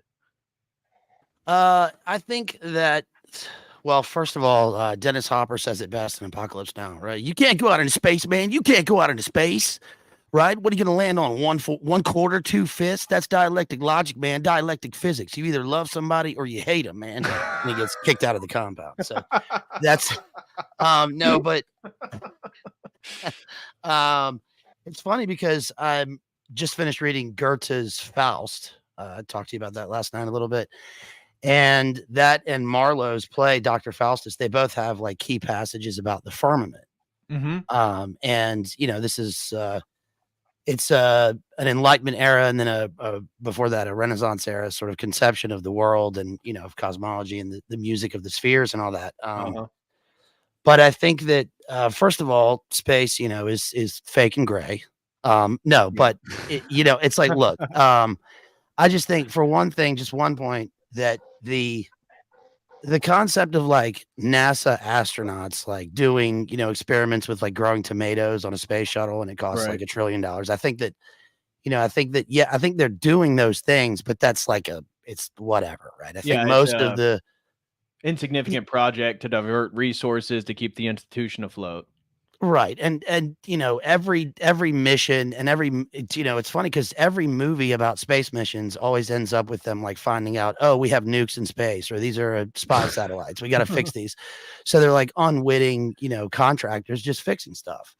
Or they find some kind of demon that kills everyone on the ship. That's true. Yeah. Event Horizon is a great example of that.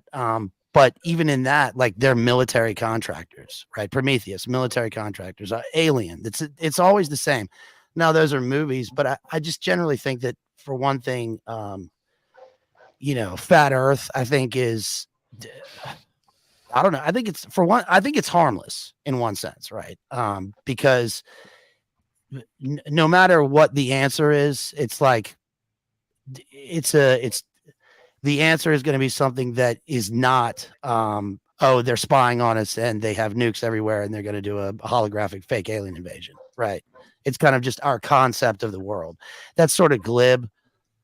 But obviously, obviously Antarctica is a big, obviously Antarctica is sketchy. I don't know how else to say it. Right. It's sketch. I mean, it's military. They have its nuclear reactors and they're like, what are they doing? Why can only Prince Harry and Prince Charles and like Bill Clinton go to Antarctica? What is what is this? What is this place? What are they doing?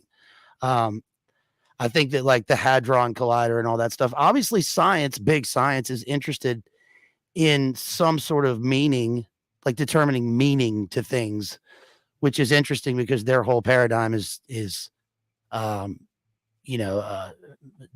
finding evidence through empirical data, which doesn't fit the same paradigm, right? They're just looking at the way things are according to scientific experiments. So it's weird how they ultimately always end up looking for meaning. And it also always ends up with like life is determined by there's a water molecule on a faraway planet. That's life. But they don't care at all. I mean, I know this is a hot take. Everybody knows this, but like they don't care at all about life here and when, actual human life. Right. So I don't know. My take is on the one hand, like I'm far more concerned with, constant launching of Starlink satellites for the ultimate whatever that is. Right. Under the cover of, we're going to go to Mars and escape the planet and the climate's going to destroy us all. It's obviously not the case. Right. There's real stuff now and we're all affected by it. If a woman gets pregnant, he gets abortion. That is not life. But when we find a little bit of dust in the whole universe, we found life. No, when a woman make abortion, he kill a whole universe. Right. I have one last conspiracy. Okay, before we dive into it, can I just catch up on the super chats real quick, and then we can dive into a new rabbit hole? Canuck Ryder, he was sharing us all the scripture that made reference to the firmament and potentially flat Earth, and he said, anyway, he threw in another $6. Canuck Ryder said, anyway, have a blessed and fruitful Lent, DPH, and viewers. Well, you as well, Canuck Ryder. God bless you, brother. Again, no, I know that there's some strong opinions in the chat. No hard feelings, guys. We're all Christians here, so we're allowed to have difference of opinions. And God bless you, brother. Thanks for your support today. Really appreciate it. And then Maximus Pike renewed his membership, COTEL crew member for 11 months. Thank you so much, Maximus Pike. He said, can we get a Relic/Shroud of Turin deep dive show? Glory to Jesus Christ. Well, I actually did one on the Shroud of Turin. I think it was a year or 2 years ago. I believe it was during Lent, and my belief is the best guy to listen to on that is a guy named Dr. William Guy. Dr. William Guy, and he has done a ton of research on the Shroud, and I do believe the Shroud of Turin is legitimate. So if you want to listen to that, you can go back to that stream. If you put in Shroud of Turin for my YouTube channel, it will come up absolutely. So check that out. And if you don't want to watch that stream, go just look up Dr. William Guy, Shroud of Turin. He has some great stuff on that.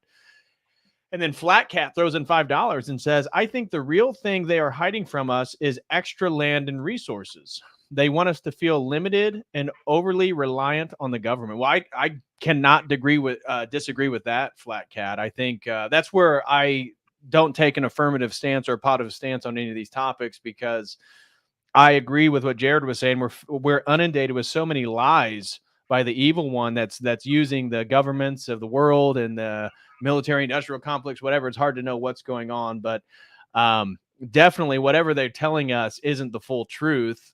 Where then is the truth? I think that's kind of the conversation we're trying to have today. But thank you so much, Flat Cat, for the $5 super chat.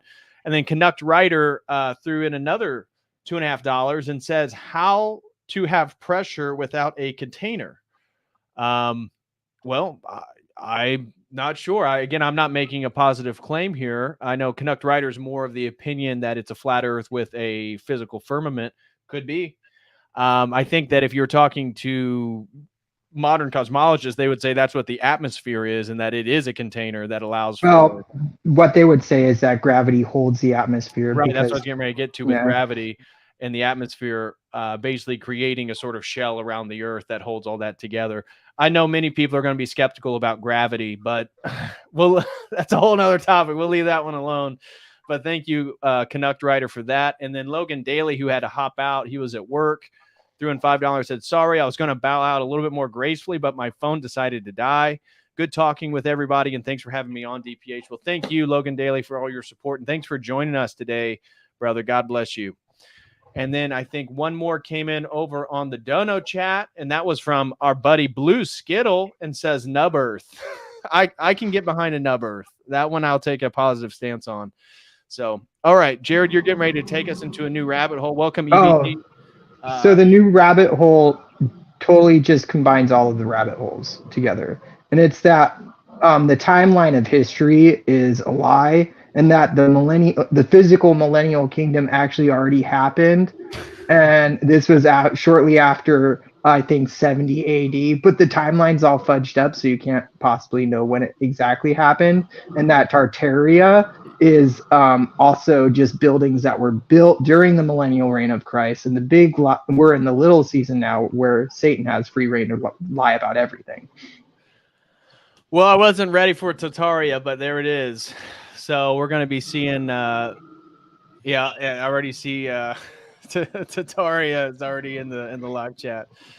EBT, welcome, brother. What's up, man? How you doing? Good, man. Feel free to take us wherever you want to go in regards to today's Well, topic. I just wanted, before we got on a different topic, I just wanted to touch base on the noun firmament that is used in some biblical translations.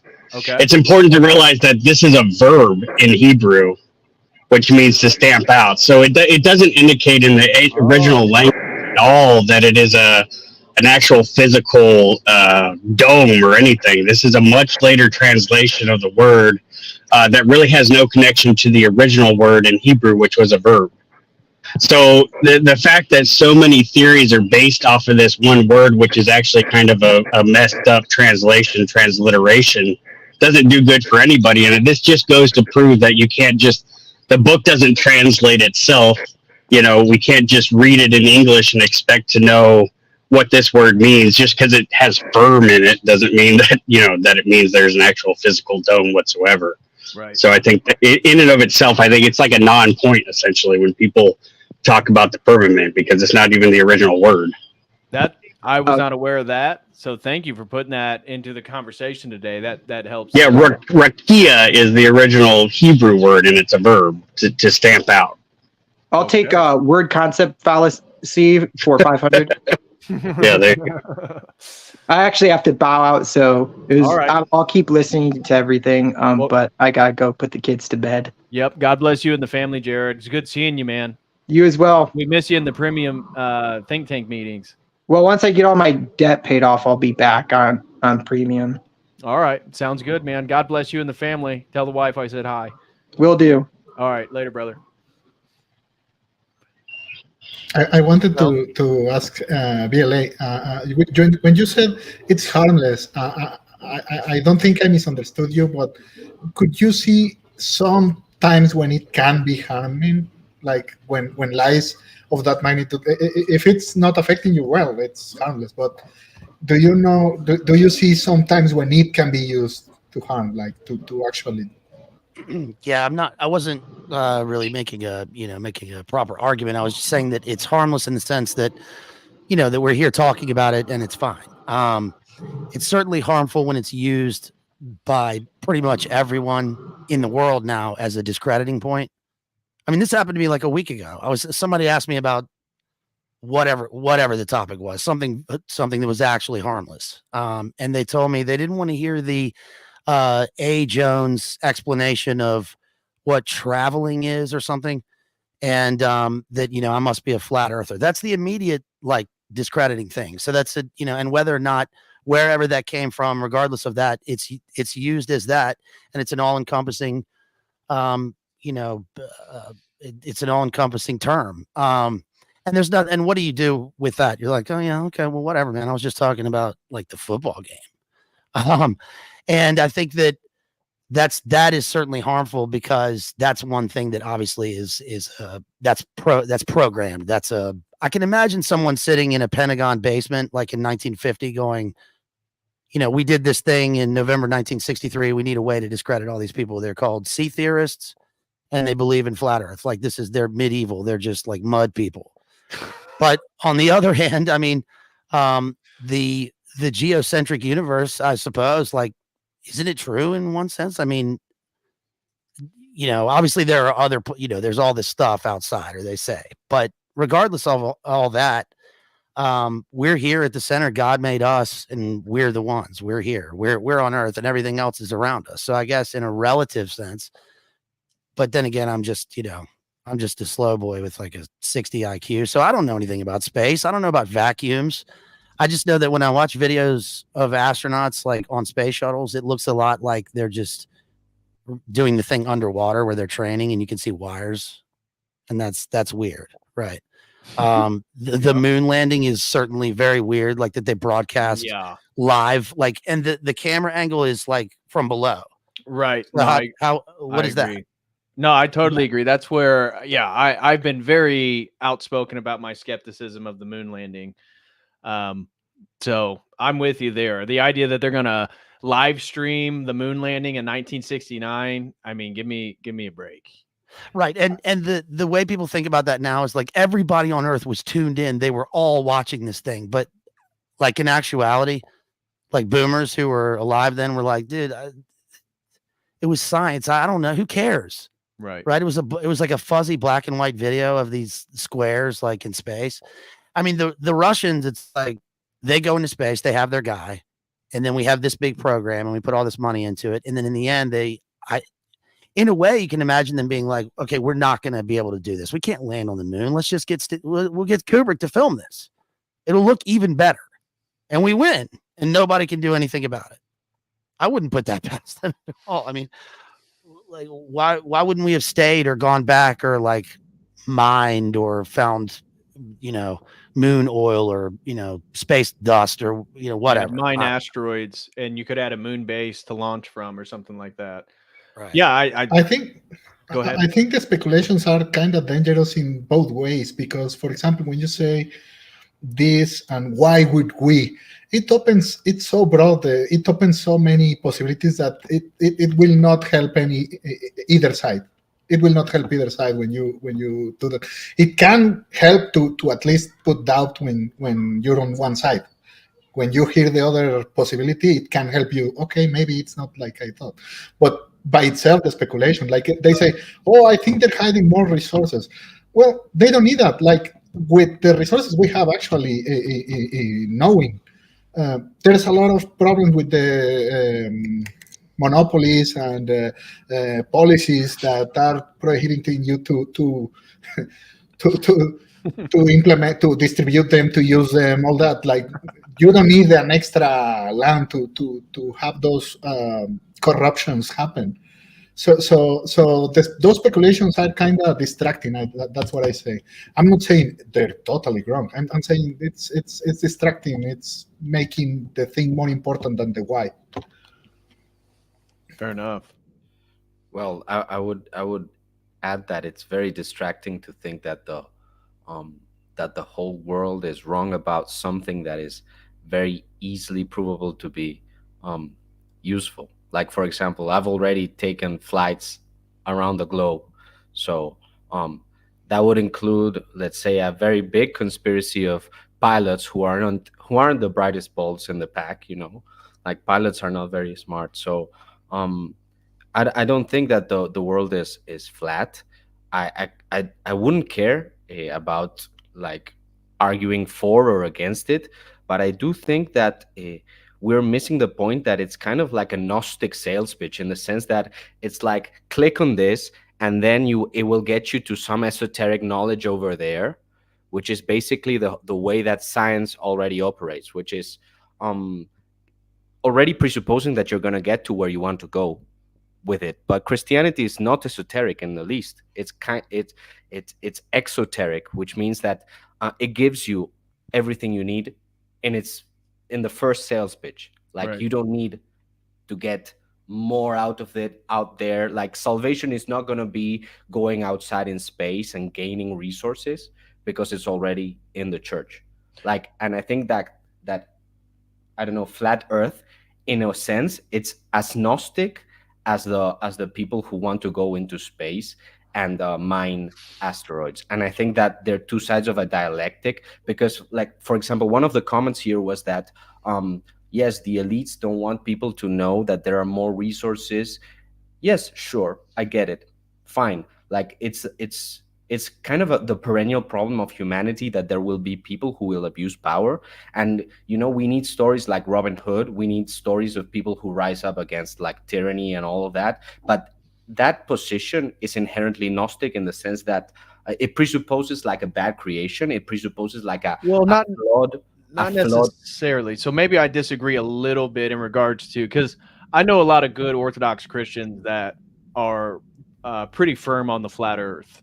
So I don't think that they're. I get your point about a sort of secret, uncovered knowledge. I don't think it's totally fair to say they're Gnostic, and to steelman some of the things that they would highlight. Like, it is interesting that aviation radar is built on a flat plane. Um, some would argue that's because they don't move at altitudes enough where that would be a problem. And then, like, when you book a flight from like Argentina to Australia, how it has to go north. And it doesn't just go around the bottom of the planet. People highlight, well, how come they're not doing that? I've seen a pilot argue that it's because they're not allowed to fly over so much water space, and so therefore they have to make a pit stop on land, and there needs to be enough land in case of an emergency. But So again, you see there are the both sides have those reasons. So right, what I take issue with what Diamond says is not what his conclusion is, which is it's okay. It's okay. The consensus is this, and it's working. It's fine. The problem is when you, I think you said, I took flights and it works in this. I'm not saying you did this, but many people take that to argue for the positive claim that it's a globe, when it can perfectly work in both, as you show them the mechanics of each paradigm or a chip model, if you will. And people say, no, you don't have maps, or any sort of thing that they say can, every time you can answer it for each. So the problem is not that you actually use it pragmatically, it's when they use it to argue for one of those, as if that's it, this is it. And what you can do is, at the moment, not that you did, but the moment someone makes a positive claim, I don't want to delve into gravity, but how many debates, it's not even the topic, and people as other references, as BLA said, to discredit or something like, oh, that's like a flutter dot. It's as real as gravity, and they take it for granted as a reality, as a hard fact. And that's where I'm trying to disagree a little, when yes, if you are not making it so important for your life, that's perfectly fine. The moment you start making claims that require that as a basis, that no, it has to be this long, or this shape, or this thing, then you are open to criticism of those certs. That was not actually the argument I was making. I was making an argument that it shares like a similarity in its pattern with sales pitch for esoteric knowledge, in the sense that both sides have that, right? In both cosmologies have that. Yes, both sides have that, but I wouldn't equate, let's say, a defense of Earth being round with the argument that space must be explored. I think those two positions are kind of different in a very substantial way. And my position is, I frankly don't care if it's round or if it's not. It probably does matter, but I'm too dumb to notice how, and it doesn't affect my spiritual reality. So the fact that there is somebody challenging a status quo that does not affect anything makes me want to question the motivations of those who do, who pretend to know something that has no use for me. other than be a disembodied truth, a disembodied notion of truth, which is already a modern way of thinking about truth. Like for me, truth is not disembodied in any kind of way. So how would it help me if the earth was flat? And that's what I'm questioning. I think that's already Gnostic. In the same way, I would question the fact that I think that going to space is also Gnostic in the sense that they're going in the same direction, which is pointing to the body instead of pointing to the spirit, in the sense that both are talking about getting more resources. Like if the earth is flat and there's a conspiracy, it's because like people don't want us to get resources, which I would also agree that there is a conspiracy in the world and they do hate humanity and they do want to, but I don't think they're doing it through that. I don't have any proof of that, but Ivan, can I pose a question to you? Totally theoretical. Let's just assume, for the sake of argument, hypothetical, that the Earth is flat. There is a strong firmament, a physical firmament around it, and that our brothers and sisters in the chat that support that, they feel like they're doing their Christian duty to try to convey that truth to us. Couldn't you grant them those intentions, right? And if it, let's say the reality actually is that is the case. Maybe we all die and we're able to look from the heavens and down on the planet and we see that's exactly the case that it is. What's your opinion on that? my opinion would be maybe a restatement of my argument. Why should I care in a spiritual sense? Like, if that is Yeah. true, what does it, how does it affect me in my spiritual life? How am I living my spiritual life in a wrong way without that knowledge? Yeah, I agree. I agree. It You doesn't. said also. I think it was you who said when they make you battle globe vs flat, you're already in the trap, right? Because the same could say it's not like, oh, because it's a globe now I can be a Christian. No, either side it's can do it's distracting you in the same way, whether it's the globe or it's the flat. If they're distracting with that, if they're distracting you with that too. Um, to make as if that would replace being a good Christian or something. That's a total Gnosticism and all that. So it's not giving you salvation or anything. It's when you say it doesn't help me. I think what could help to not make contention here. It's either side won't help you to that. Either side making it globe or making it flat won't help you on that spiritual life. Right. Now, if someone uses it to attack spirituality and religion, all that, and evolution, all the same things on both sides, then we have to know how to discern these lies. I think I disagree. And the reason why I disagree is because it's a fall into dialectics. If my enemies try to attack something that is not important, I wouldn't care to defend it. Like, that's already presupposing that let's say that defending the idea of a flat earth is already important in it per se. What I'm saying is you haven't made a case for it, and it seems as though it kind of recapitulates the kind of logic of the scientist that says, well, I want to study this because it's important to know the truth. And that's a complete lie. Science operates because of political and economic reasons. People don't study let's say the sexual habits of the monkey rat from Sumatra. Like, you don't care about those kinds of things.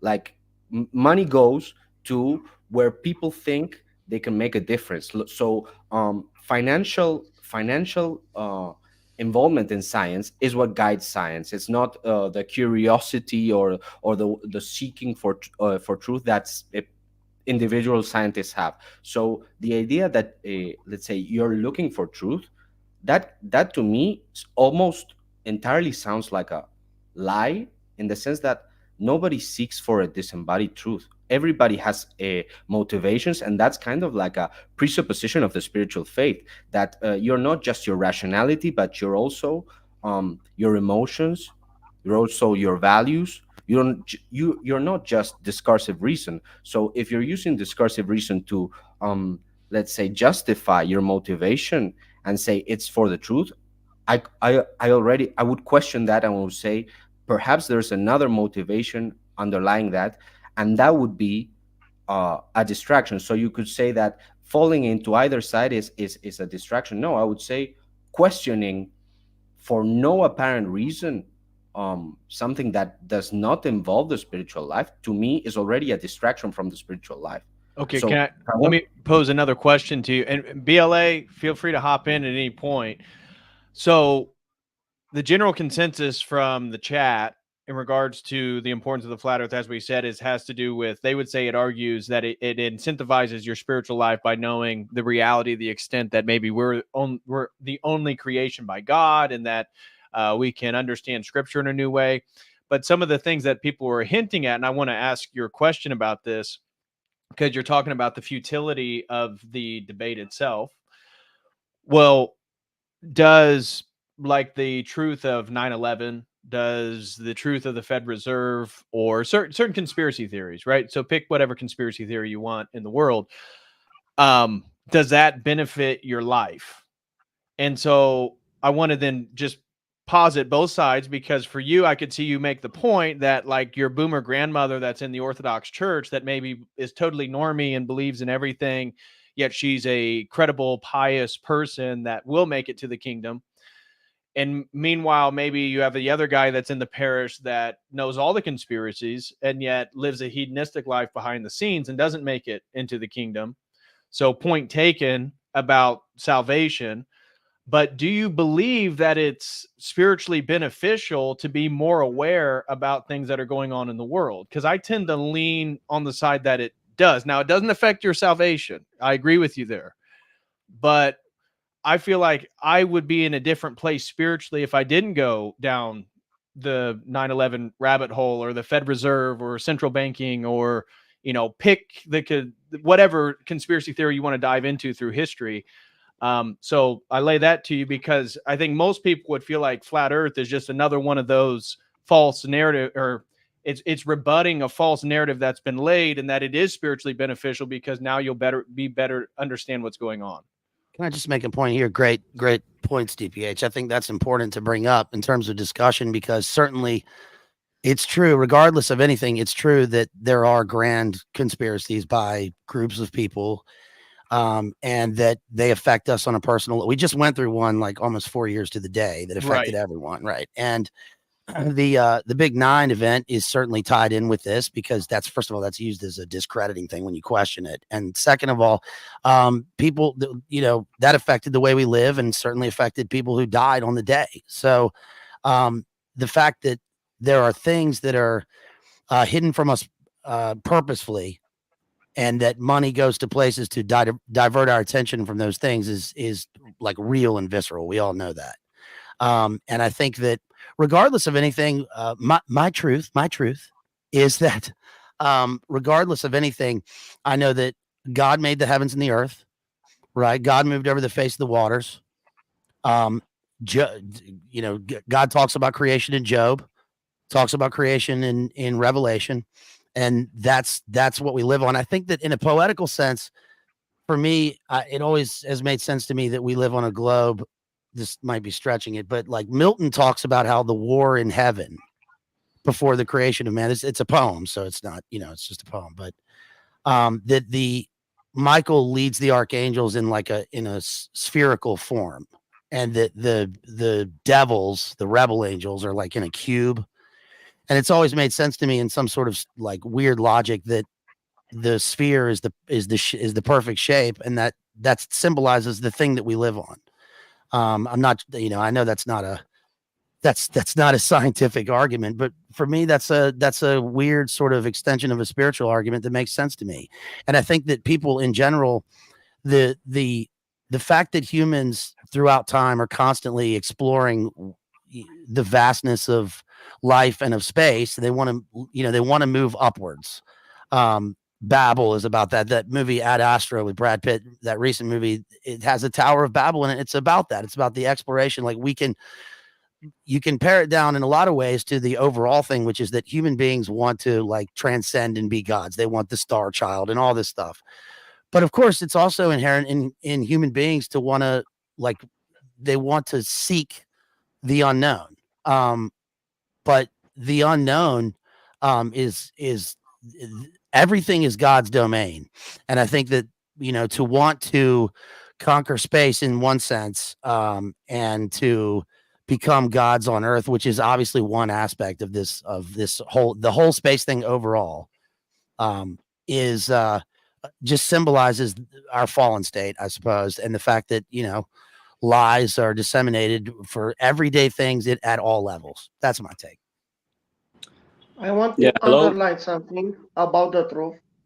Go ahead. Sorry, just a moment, and then I say good night to you. There is one truth, and that is Jesus Christ.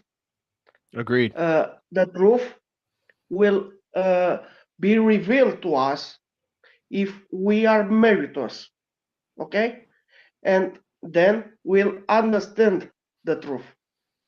And with that saying, I wish you a good night in my part of work. Then I don't know, a good day of you. Well, God bless you, Cyprian. Thanks for hopping on, brother. Really appreciate you. Thank you very much. God bless, bro. If I may, Yeah. Well, I answer- think Magic Sin, just real quick, and then Ivan, you can go wherever you want. Magic, Yeah, I welcome, wanted brother. to say something. Yeah, go ahead. Regarding flat earthers, I think that a lot of them get attracted to this sort of idea because they recognize that the current framework of understanding the current map of the world in the 3D space, right, has changed in the last 300, 400 years.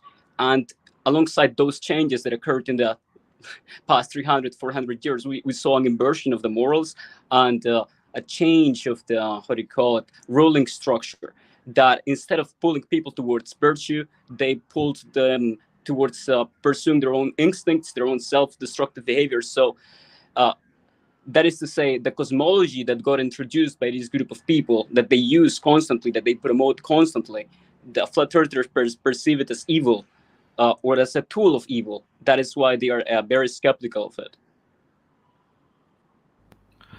If I may, I have to pull a lot of threads together here, because the question that was asked was very long, but I want to address everything that was said.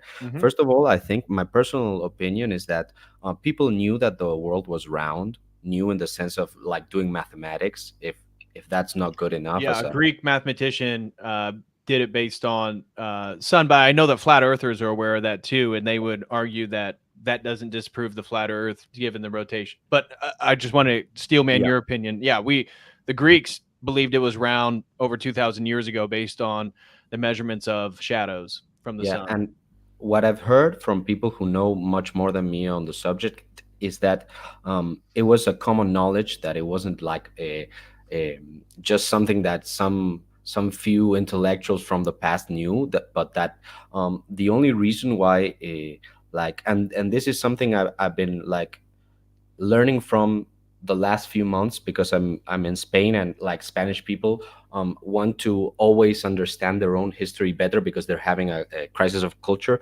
So they're doing a lot of research on the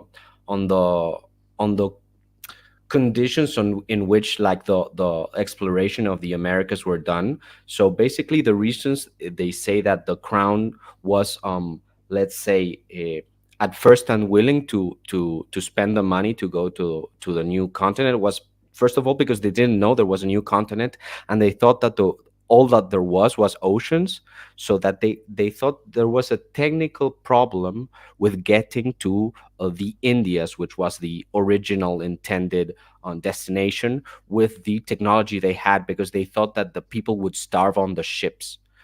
They thought that they couldn't carry enough stuff to survive the trek, and this was proven incorrect because of let's say the trial of it. Another point is that what BLA said about let's say the more spiritual aspects of it.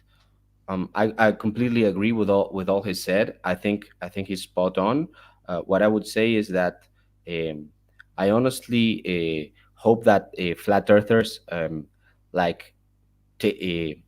analyze why they're saying what they're saying, not in the sense of let's say just conform to the narrative, because the narratives are Sometimes they're lies, of course, but the real question is, what do we gain by questioning a narrative?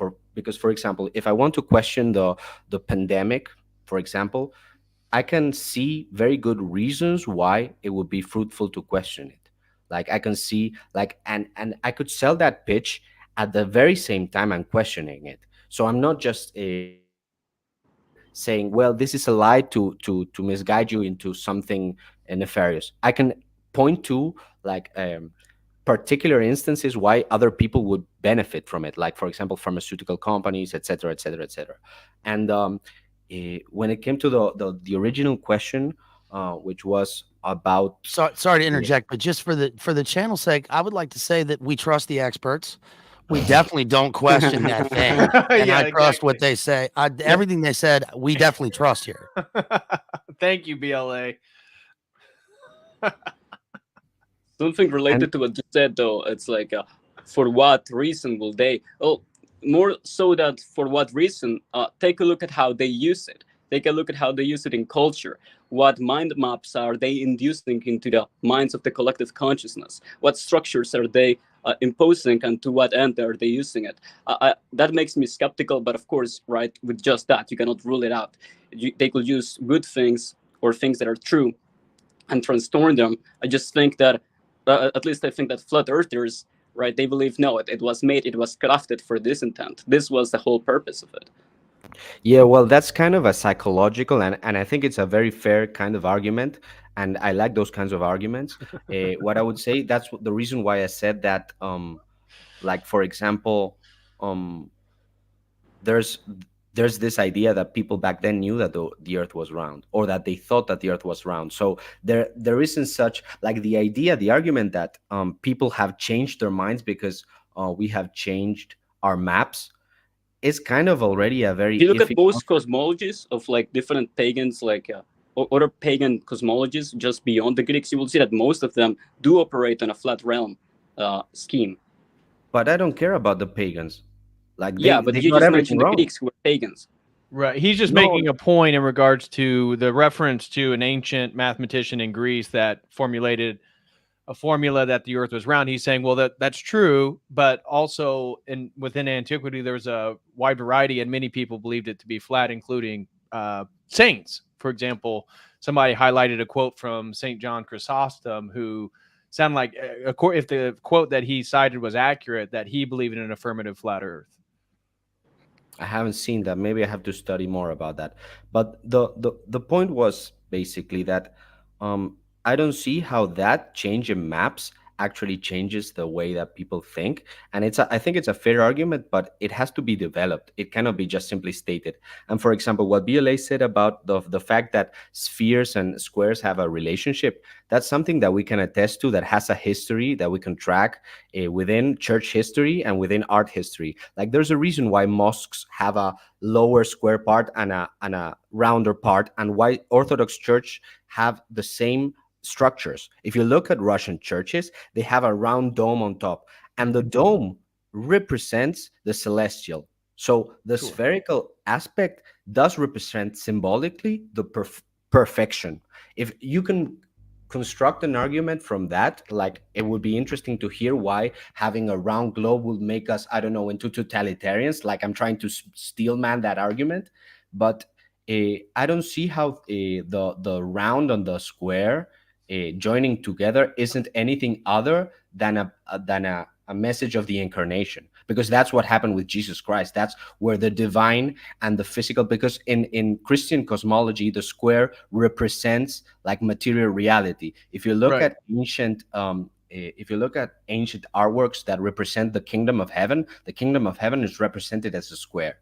So well, like, and I'm sure somebody who's a flat earther would say that you just argued their point, because they would say that when you're inside the church, now I'm not saying you did, I'm just saying this is what their rebuttal would be, that you're standing on a flat plane and the dome of the church would represent the firmament in the sky, in the heavens itself. So they would say, yeah, you just proved that's exactly what I believe, and I think that's what the church is built on. So I'm not making the affirmative claim. I'm a skeptic here. I'm just open, but that's what I'm sure the people watching, that's what they would say.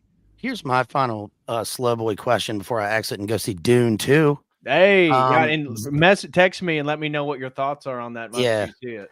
Yeah, I wonder if it's a flat dune. It is weird how the sky is blue and it's the same color as the ocean. What's the deal? That's why the pilots are flying upside down and flying into the ocean. Isn't that why they get flipped upside down and they can't tell up from down? It seems to happen all the time. Also, big science and big aviation are obviously having problems right now. With there was a guy who questioned things, and RIP. I know. Yeah, apparently he just offed himself right before the biggest lawsuit of his life that he was excitedly waiting for, according to his lawyer. Right, in the parking lot of a hotel. But look, I trust the experts and I get everything from MSM. They don't lie to us. They do not lie to us. But thanks for the discussion. Great night, everybody. Great time. Hey, God bless you, brother. Thanks for hopping on. And message me your thoughts on Dune 2 once you get done with it. I'm curious. Will do. For sure. Right. Peace, y'all. God bless, brother. So I wanted to make one point, and we can kind of wrap things up. Magic Sin, thanks for hopping on, brother. Really appreciate your input. Because I'm a skeptic, I have no affirmative position on either side. I could be swayed with more evidence. My only thing that I don't like is when a glober or a flat earther criticize people's salvation based on their belief. So if anybody thinks that you're less of a Christian because you're a glober, or, oh, you're an idiot, retard because you believe in the flat earth, that's where I have a little bit of a problem. I think we can all be brothers and sisters in Christ and still have different opinions on this particular topic. Because I've even seen some of the flat earthers be very condescending to any Christian who's a glober. And I just want to make the point. We don't need to question people's sincerity in Christ or the belief in the tradition. This is a interesting topic that I think all of us are open to. Some are more set in their perspective than others. I'm kind of open. I'm not really have a firm stance, but I just wanted to say that. Nicholas, what's up, bro? Nicholas? All right. Nicholas, can you hear me? All right. I guess he wanted to join, but sound like he was busy gardening. But anyways, Ivan, it looks like we can kind of wrap this up. I just want to bring in some. Here's Nicholas just joined again. Can you hear me, brother? Can you hear me, Nicholas? Yes, I can hear you. Can you hear me? Hey, yes, I can hear you now. Hey, brother. Yes, hello. Yeah. Feel free. You can hop in on anything that was talked. I'm not sure how much of the stream you've listened to. We're going to wrap things up here in a few, but feel free. You can make any point you want to make. Yes, I just caught the last maybe 20 minutes. I'm just at work, so sorry if the audio is not great. I thought that there was a lot of philosophical arguments made. I'm not sure how much we're talking about, science and what's observable, but I think that it's pretty easy to prove that there's no curvature and that the Earth is not in motion. And then, from there, I think you can make philosophical arguments. And one thing I heard was a lot of arguments about, well, what effect would this have? You can make the argument that the globe has caused a lot of nihilism and atheism, because without that, you can't get this whole, a lot of atheists now think we're on a little speck of dust floating through space chasing. Okay, let me in an infinite let vacuum. me interrupt you here. How can you prove your claim, man? Like you just made a claim. This is the reason why this is happening. Yeah, how can you prove that? Yeah. Can you prove that? Long distance radio wave transmissions over 3,000 kilometers. Radio wave transmissions propagated over 3,000 kilometers. Radio waves can't be refracted above 40 megahertz. The ionosphere is the claim. It just refracts off that. That's not what I asked. You claimed that the reason why people are atheists now is because we changed our way we view the shape of the Earth. How can you prove that? That's a philosophical argument, and I said that's a reason that I can give you if you want. Why would they make it? Why would they push this globe model You made that you know, claim, man. Well, let Nicholas respond, Ivan, because he's given maybe he's not using metaphysical justification in the sense that you would prefer, but he's giving reasons for why he's in that group. So go ahead, Nicholas. I don't have absolute proof. Yeah, I can't give you absolute proof that this is the exact reason that this theory is pushed, but I can give you a solid, explanation if you're, because these are philosophical. You can't prove the intentions of someone in what they've done, can you? So how could I give you objective proof of that? I'd like to stick to the, what we can observe. And when we transmit radio waves, 40 megahertz, 3,000 kilometers, how do you explain that on a globe? Well, first of all, I'm not the one that's making the positive statement. Did you hear that? You to defend your philosophical point that you made a sociological assessment about the reality of the world that you didn't back up. How can you objectively prove that? How could you possibly objectively prove that? Now, I do think we can assess the motivations of people, because if we couldn't, then laws would make no sense, because laws fundamentally legislate morality. If laws didn't legislate morality, they wouldn't legislate anything at all. Look, man, you can know the motivations of someone. You can assess them. You can know their heart, not their heart completely. But if you couldn't be able to notice the motivations of others, which is actually classical liberal anthropology, that idea that we cannot know the motivations of we them, can hear you, Nicholas. So, Ivan, I'm just trying to follow the argument. So you're saying a punitive statement about the intentions of the flat earthers? No, I'm saying that there is a way you can know the intentions of others, because if not, how can you prove the intentions? How can you prove the intentions of flat earthers? Because you made a positive claim that they're just trying to achieve Gnosticism. I haven't made any positive claim yet, man. You said that. That you can know. You said that. The motivations of others. You said that the reason people are pushing this flat Earth is some Gnostic idea. How do you say that? How do you use that as an argument? Yes, because you haven't given me any reason why I should believe in it. Well, he just asked you why. What about the radio wave transmissions? That's not a reason why I should care about it. You're giving me more data. I don't care about more data. Are we talking about if it's true or not, or are we talking about should you believe it or not? I don't understand what's the debate here. Is it true? Should you care about truth? Why should you care about anything? I care about truth, but I don't think I share the same idea of truth as you. So if something is objectively true, should you follow it? Who says you have access to objective truth? Well, let's just play with these hypotheticals, Ivan. Just keep. By the way, I'm an Orthodox Christian, right? I'm not any kind of Gnostic or anything. I think this perfectly aligns with my Orthodox Christian beliefs and complements them, in fact. Right, and that's why I think it's an interesting conversation, because none of this contradicts Christianity, especially Orthodoxy, in one way or another.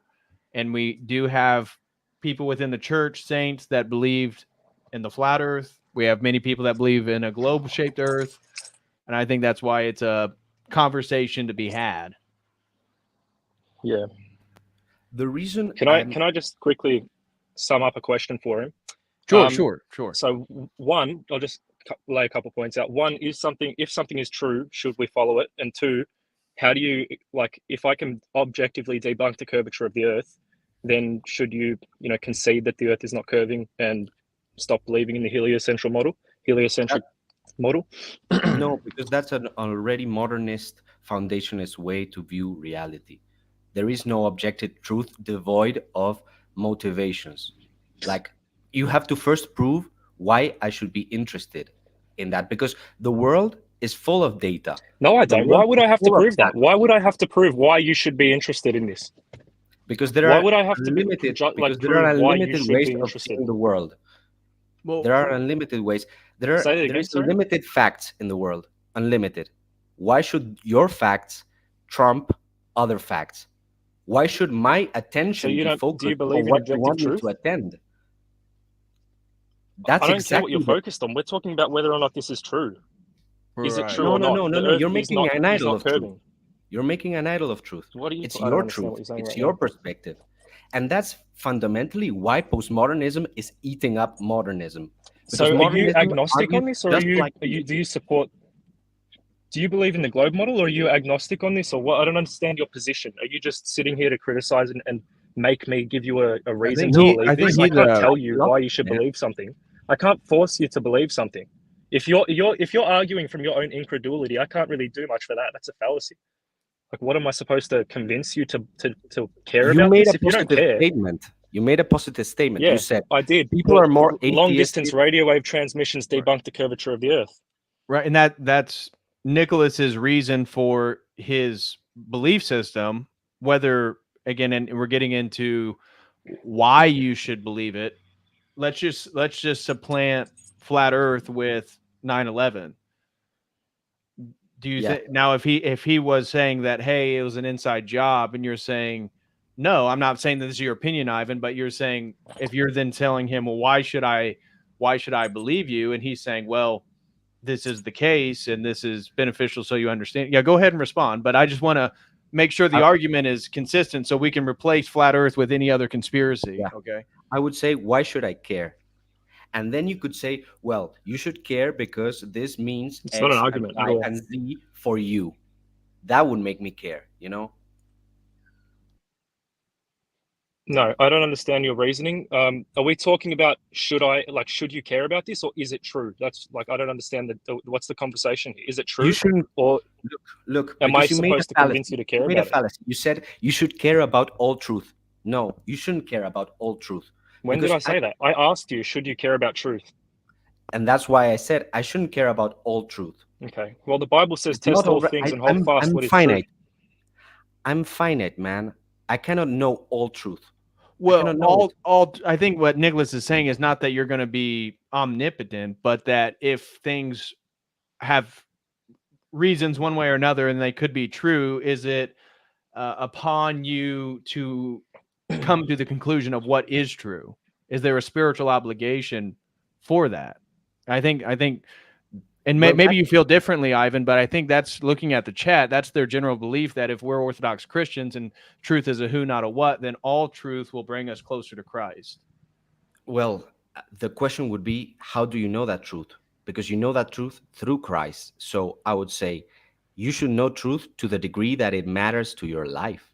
Like, and if you're telling me you should know this truth, you're already presupposing that that truth you're offering me is important for me. And if I say, well, I don't think it's important for me, I think I should focus my energies and my attention elsewhere, then it doesn't matter how true what you're saying is. It's truer the fact that I don't need to know it. Okay, so your incredulity is your argument. Basically, I've given objective proof that there. No, you haven't given objective proof of anything. You're not giving any sort of rebuttal rebuttal or explanation to. Okay, you made a lot of fallacies. You're presupposing that your truth matters to me. I don't care if it matters. It is true, though. You can't. Can't have our observations on a globe. I don't care if you care.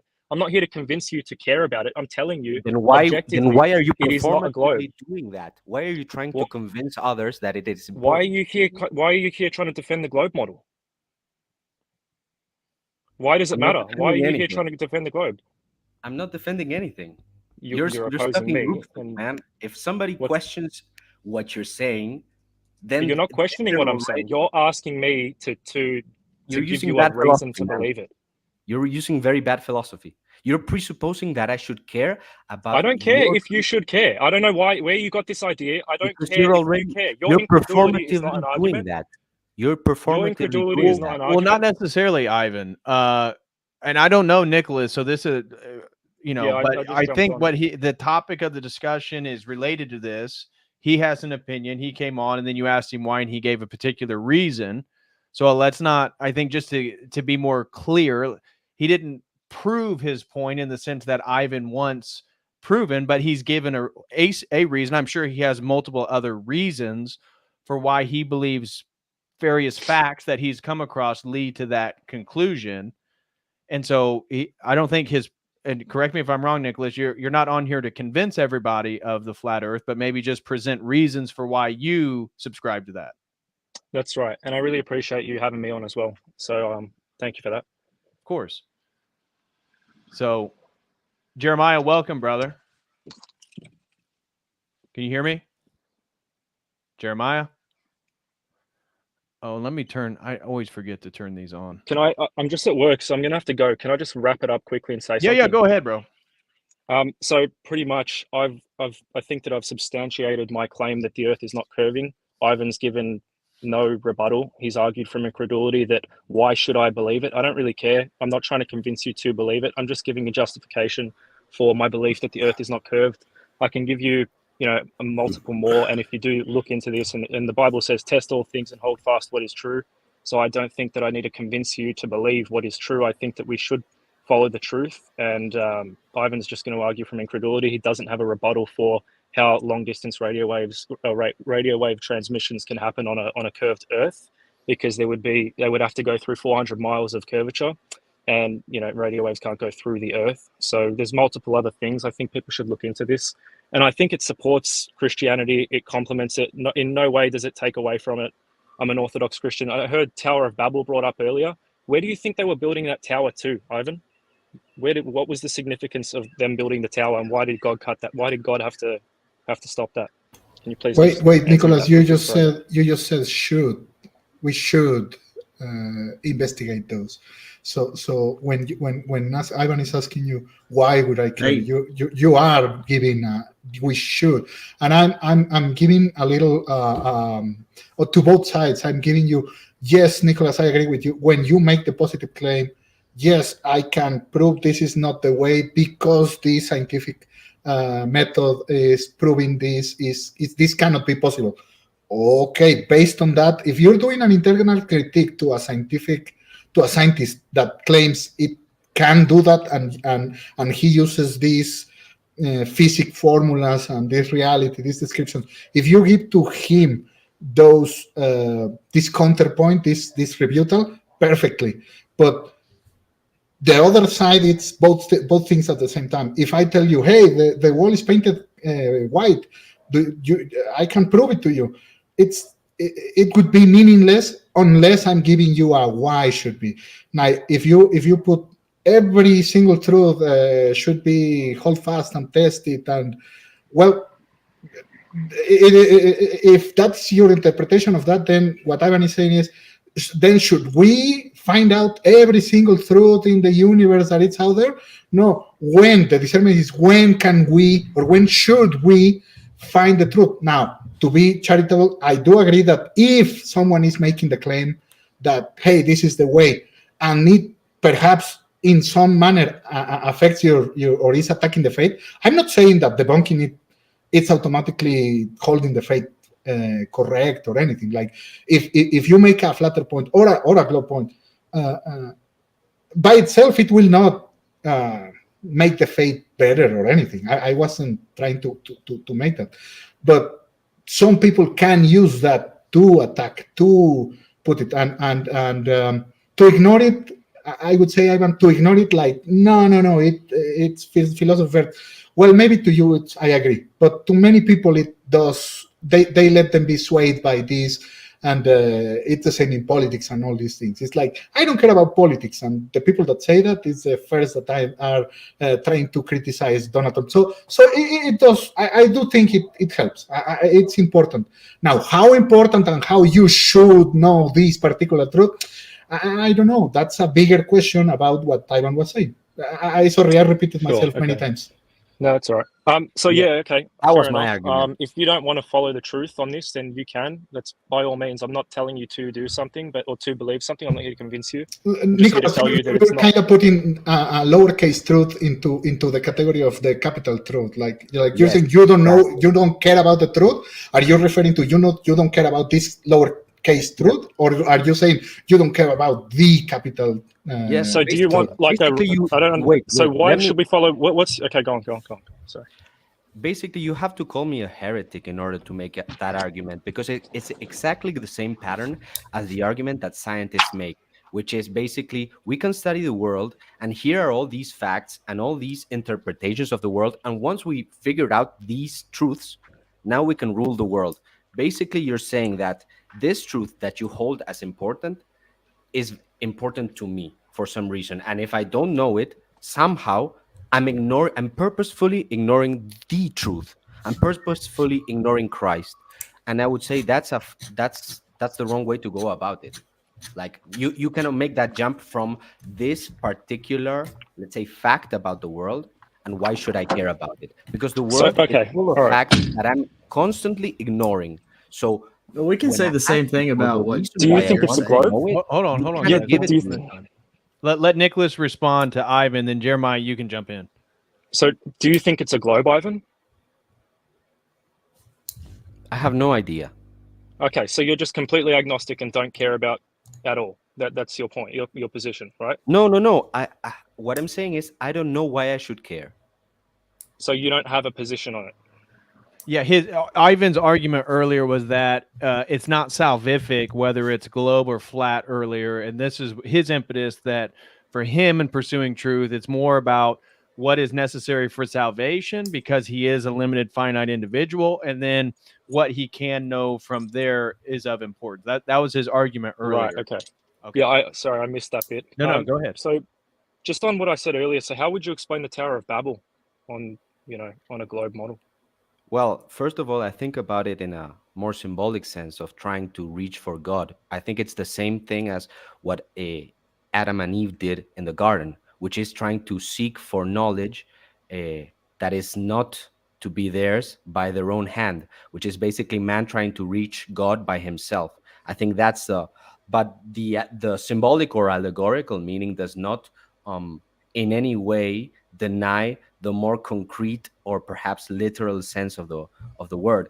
I don't know. Perhaps you're asking me to explain why or how, on a scientific basis, a construction like that would work. I don't understand the question, honestly. What significance would it have if they're building a tall tower? Why would that matter if we can put people in space now? Because historically, you said Adam and Eve reached the reach for knowledge. What happened? God punished the people, right? So now we've got people going to the moon and sending rockets to Mars. Why is God not punishing them to the same degree? And what significance would it have? What significance would it have that they were building a tall tower if we're doing, exponentially more than that today? And why would we not be punished for that? I could flip the question. Why would anyone want to build a pyramid or a temple? Like, I would say the Tower of Babel is like any kind of temple, and its shape embodies its own philosophy, which is basically they were trying to reach the firmament and the heavens which are above. That's the significance of it. No, that's a literalist. That's it is a completely literalist take on it. Yep. Well, it is symbolic as well, but it is literal. It did happen. And I don't throw out all these things because modern science, which is thoroughly debunked. I don't throw the fact that people actually try to reach heaven. Why would there? How were they trying to reach heaven by building a tall tower? How does that follow that they were trying to reach heaven? That's actually a dialectical argument in the sense that you're arguing for, let's say, the actions of heretics. Like, why should I know or care why heretics did the things they did the way they did it? Like, they're already wrong about stuff. No, that's not the question. No. Yeah, Nicholas, I think, and correct me if I'm wrong, Nicholas, you're making the point the Tower of Babel is significant because there's a literal firmament, and the building of the tower is how they were trying to literally access heaven. Yes, correct? You're right. Yeah, that's right. Thank you. So that's what he was trying to get at. I'm not here to make any. I'm just trying to clarify everybody's points to each other. How does that prove anything? How does the fact that a sect of people try to build a tower to God prove that there is a firmament? Well, he's saying that it would insinuate that there is one. Now, that's what Nicholas is coming from. That's why he was asking the question. Obviously, we already said there's a lot of interpretations, but he's making the point of using that biblical story to say that is insinuating that there is a literal access to the firmament and into that which separates earth from heaven. So the fact that people believed that makes it true? That's kind of he's saying it was a historical fact that they built it. So what? Okay. How does that prove the fact that the firmament did exist? Why would it be important, or why would God punish them for building a tall tower when we've built much taller towers today and we've got rockets and people on the moon apparently? That's a fallacy. Why do people think they're the opposite gender? No, Why do men not think at they're all what I'm asking. women if they're Wait, not women? did you say God's punishment was because it was tall? No, Like the no, tallness of the figure? Because I'm not saying the height. No. And then, I'm the sorry. intention was Nicholas to is trying reach. go ahead, Nicholas. I don't want to. Yeah. You respond No, to it's that. all right. The intention was to reach the firmament or the heavens, and I don't understand how it would be significant to God at all if they were just building a tower and we're on a heliocentric ball in the middle of nowhere. Like people, why would God care about that? Because God cares about our heart, and the fact that we wanted to reach God by ourselves is in itself a sin, and that's the pattern of idolatry. We are always building a Tower of Babel inside of our hearts when we're disobeying God and trying to reach for Him without His own guidance. So the difference is there's no importance to the tall tower in the thing, in your view. I think that they were literally building a tall tower. No, that's actually not what I said. You're misrepresented my position. Even if the people who built the tower built it in the presupposition that it was flat and it was trying to reach the heaven in a certain position, even if that was the case, the fact that they built it thinking that was the case and that it is in the Bible, the passage is not to tell you, okay, that is the reality of things. No, I mean, the thing happened, but you're implying that because they did it that way, then the reality is that we know that the punishment came because they were trying to do something that they shouldn't, not because they did it in a certain way or because it reflected a certain belief about the world. So I think it's both the things. Yeah, I agree with you. If maybe they were building it because they had that cosmology, okay, but I wouldn't go the extra step on to extrapolate therefore, because it makes sense in this case, it should be the cosmology that we take. Now, I'm not disagreeing with, as I said in the beginning, I'm not disagreeing with most of the critiques the flat earthers have for the globe. I'm very interested in those because some of them are very interesting. But to take a step from interesting to, okay, this is somehow a foundation or instead of being a thing on the side, it becomes gnostic. It becomes, okay, the knowledge is making me making making you closer to God. Yeah, exactly. Yeah, right. And higher than the faith. And that's what Ivan was trying to highlight. And I wanted to say that even though we can agree that maybe that's true for some people, I wouldn't want to say all flat earthers believe that. And Ivan was differentiating why it's not salvific earlier. So just re-emphasizing that point. Yeah, no, well, I'd agree it's not salvific. I didn't understand that was the conversation. It wasn't. That was just what Ivan's point earlier about why the intention and why he should care about it. That's why I was trying to explain is that he's saying he doesn't need to care about it because it is not related in any way to his salvation. Now, that wasn't the topic necessarily, and everybody, but that was only reiterated because that was his argument earlier against it. Yeah, but right. But okay. also, Ivan, do you take a positive claim on whether it's a flat or a globe? I have no idea, man. I personally, I tend to believe it's round, but I couldn't care either way. So, but what I do care about is this argument. We can still hear you, Nicholas. That tries to do the same thing as scientists that say, basically, look, I studied this about reality, so this is true. So give me money and give me power to enact my view of reality, which is basically the same as the argumentation that, hey, this is true, so you should care about it and you should order your life around it. Because the world we're living in right now is a Gnostic scientistic machine that is built upon taking authority for itself by claiming something is true. So when people claim something is true, we have to ask ourselves, why should we care something is true or not? Because I can always say this is true, and perhaps it even is true. So, and that's the way ideology works, by the way.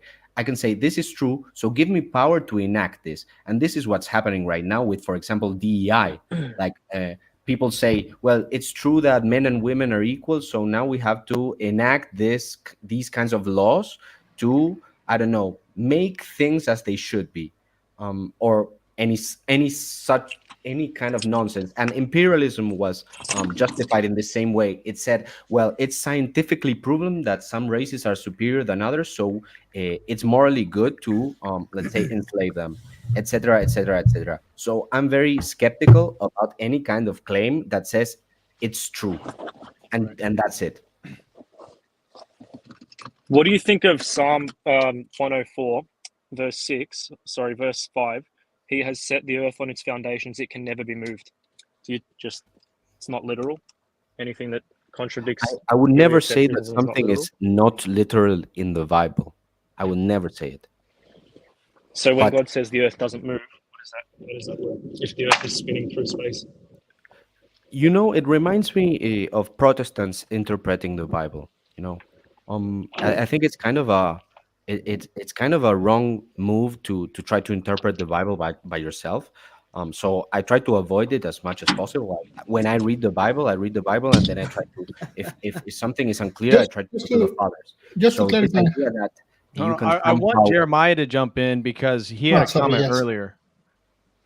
yeah, let's go Jeremiah, go ahead, brother.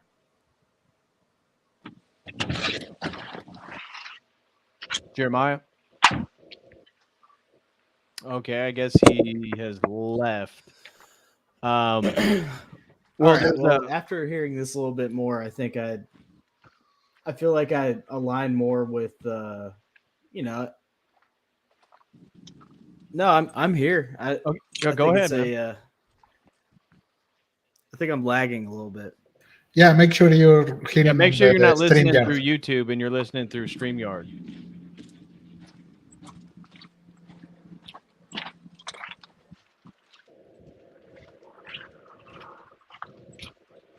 Jeremiah. Oh, okay, that's my problem. I think. I apologize.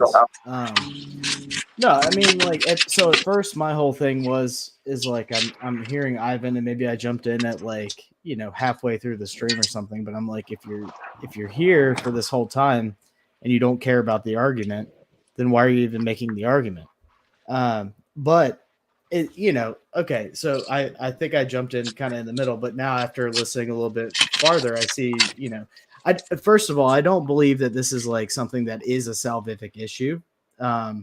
I think that, whether the earth is flat or if it's round or not, that's something we can argue, upon ages of ages. But I think that, there is some skepticism within me where it's when I look at the history of like the heliocentric model, evolution, all this sort of thing seem to pop to kind of come about at the same time, seem to be propagated and funded by the Roman Catholic Church around the same time. So that brings some skepticism out of me. But I don't have too strong of an argument one way or the other.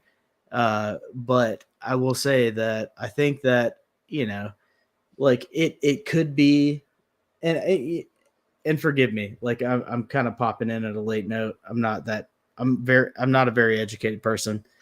I don't think necessarily that it is, like, my personal view is I think that it is either flat or we have a larger globe than what we are told. And I think that certain things are being held from us. I think Nicholas makes great points with the Tower of Babel. But yeah, that's kind of where I'm at on this whole thing. Yeah, forgive me for being uneducated, but no, all good. Well, thanks for joining. We have a few super chats that we're behind on, and two of them are addressed specifically to you, Ivan, for questions. So let me just run through those real quick. The first one comes from Frankie D, throws in a generous $20 and says, "You don't have to defend a flat Earth." Forgive me. How do I listen to this on StreamYard? I'm so new to all this. Well, how do I listen to you guys on StreamYard and not on YouTube? Well, you click the link. Are you able to see us right now? You need to. It's through whatever web browser you're on, the web page, because you should be on a web. I'm sorry. Say what? You're on a web browser, so whatever browser that you're on, you just need to end the YouTube and just focus on the web browser to access this conversation. because you clicked a link and that had to open you up to a web browser so that you're here. Okay. Yeah. Okay. Frankie D throws in $20 and says, you don't have to defend a flat earth. Yeah. No, I'm there, but it just didn't. I don't have the ability to actually listen to you. But anyway. I'm not sure then, brother. But anyways, hold on one second. We got to get through these super chats. You don't have to defend a flat earth. I only want to point out that current cosmology, round earth, is often used as a tool to undermine the trustworthiness of scripture. It is a massive foundation of scientism. So thank you so much, Frankie D. And I think that was the general consensus of our flat earth brothers and sisters, that is why it's important to know. So thank you for that. Pim Orso, shout out to Pim. Thanks for all your support over the years, brother. And he throws in $10 and says, people think there's a dichotomy between science and religion. I think it's more a dichotomy between establishment and disenfranchised. People have lost trust in authority figure. Yeah, I totally agree with that. And that's why I think this conversation is worthy, because for most of us, our authority figure is the Orthodox Church. And this then allows this conversation to flourish because we don't have a definitive stance that the church has made dogmatically. So anyways, thank you so much, Pim, for that. And another major thank you to Marcus Antonio for gifting another 5 COTEL Crew memberships. And then here we go. This is the, okay. So Slayer P said, globe astronomy is scientism, cosmology. Okay. Now, Logan Daly threw in a super chat directed at Ivan. He says, Ivan, and Logan Daly's with us now. He says, Ivan, was the Gnostic comment about flat earth in specific, or the general trend of treating theories and knowledge as golden folders, if you will? So there's a Jim Bob reference for you guys. I didn't get the reference, man. So if you golden folders. So the idea that Jim Bob makes this metaphor, we're talking about truthers. So they believe that they just stack all the golden folders of all the truth knowledge, and therefore they're in the know. And so Logan, and Logan's with us. So again, correct me if I'm wrong, Logan. He's saying, are you saying they're Gnostic specifically, like you think that they really do believe in a sort of spiritual unity with God through the acquisition of knowledge like the flat earth? Or you're meaning just general tendencies, like it's a golden folder that, you know, that people should pry into, like 9/11 or the Fed Reserve or whatever it be? I think that in a performative sense, actually looking for truth in that sense and understanding truth in that sense is inherently Gnostic, because it makes truth into an idea, and a disembodied idea at that, because truth is not disembodied. Truth is not this objective thing that you grasp out of thin air. Truth is a person. So in that sense, dealing with truth as if any kind of data is important is the same mistake as modernity, and the same mistake that foundationalism makes at a philosophical level. It's a problem of epistemology. Yeah. So, go ahead, Logan. Go ahead. Yeah, I feel that because like I'm fairly new to this. I've only been a catechumen for about 6 months. I mean, I guess almost 7 now. But so I'm still learning things. I'm still trying to figure out like what is the correct interpretation of certain things. But like, I don't know. It just seems weird to be kind of picking shape of the earth as your hill to die on, because I mean I get it. I'm skeptical of the sort of establishment narratives and stuff too, but in the end, like, earth is earth shaped. Does it really matter? Right. Well, again, in the point, just because I always want people to feel like they're, so I'm sure Nicholas and other flat earthers, they say it's important because it's biblically true, that they can find biblical passages, and then they're using various reasons for why they can try to scientifically approximate that this must be the way that it is. So I don't know about the for example, when you say the foundations cannot be moved and you take it literal, is that, what was the purpose of that? Was that trying to make you like was that trying to explain something about the cosmological existence of the reality of how this whatever we live on is presented, or was that just firm enough so that you take like it cannot be moved in another sense? Like, is there another purpose for the passage? Like, was the passage trying to give you a cosmological argument, or what was the teaching of that passage? That's why I think when you say it's like a prod reading the Bible, it's when you try to infer those conclusions from the passage, and I think it's, well, what's the teaching? What was this passage usually used for? I mean, used for. What's the thing that everybody always in the tradition was trying to convey with this passage, and that's what I think we should go with. No. Yeah, Nicholas, I think that was directed at you in regards to the Tower of Babel. Nicholas, are you still with us, brother? You're muted, by the way. You have to unmute. There Sorry, you go. I'm just hello. What was the go question? ahead. No, yes, sorry. The biblical passages, when you say, well, the psalm that says the firmament, no, not the firmament, the foundations cannot be moved and all that. When you put that, what was the intended teaching of this passage usually in tradition? Like what was the purpose of that passage usually done for? Was that for a cosmological argument or something, or was that for any other purpose? I couldn't tell you, to be honest with you. I'm not fully aware of the teaching of the Orthodox Church on that specific passage. Nicholas, what was the verse? I'll look in the Orthodox Study Bible. What was it? Was Psalm what? Psalm 104, verse 5.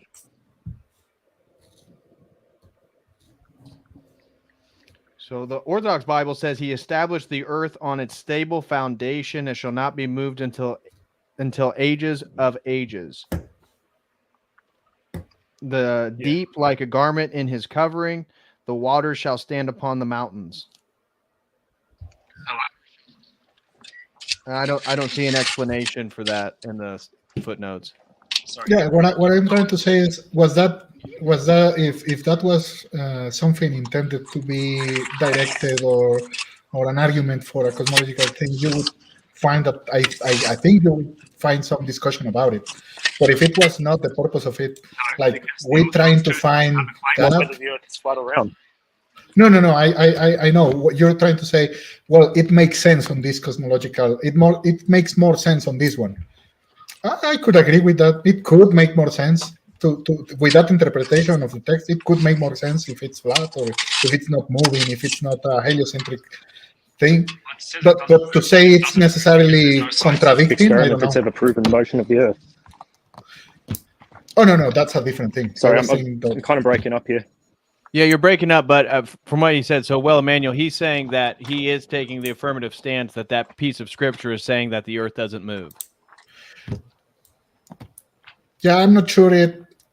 I could agree with it, but I'm not sure that actually. Like, if you use that to say it's in complete contradiction with the model which says that the Earth is orbiting around and all that.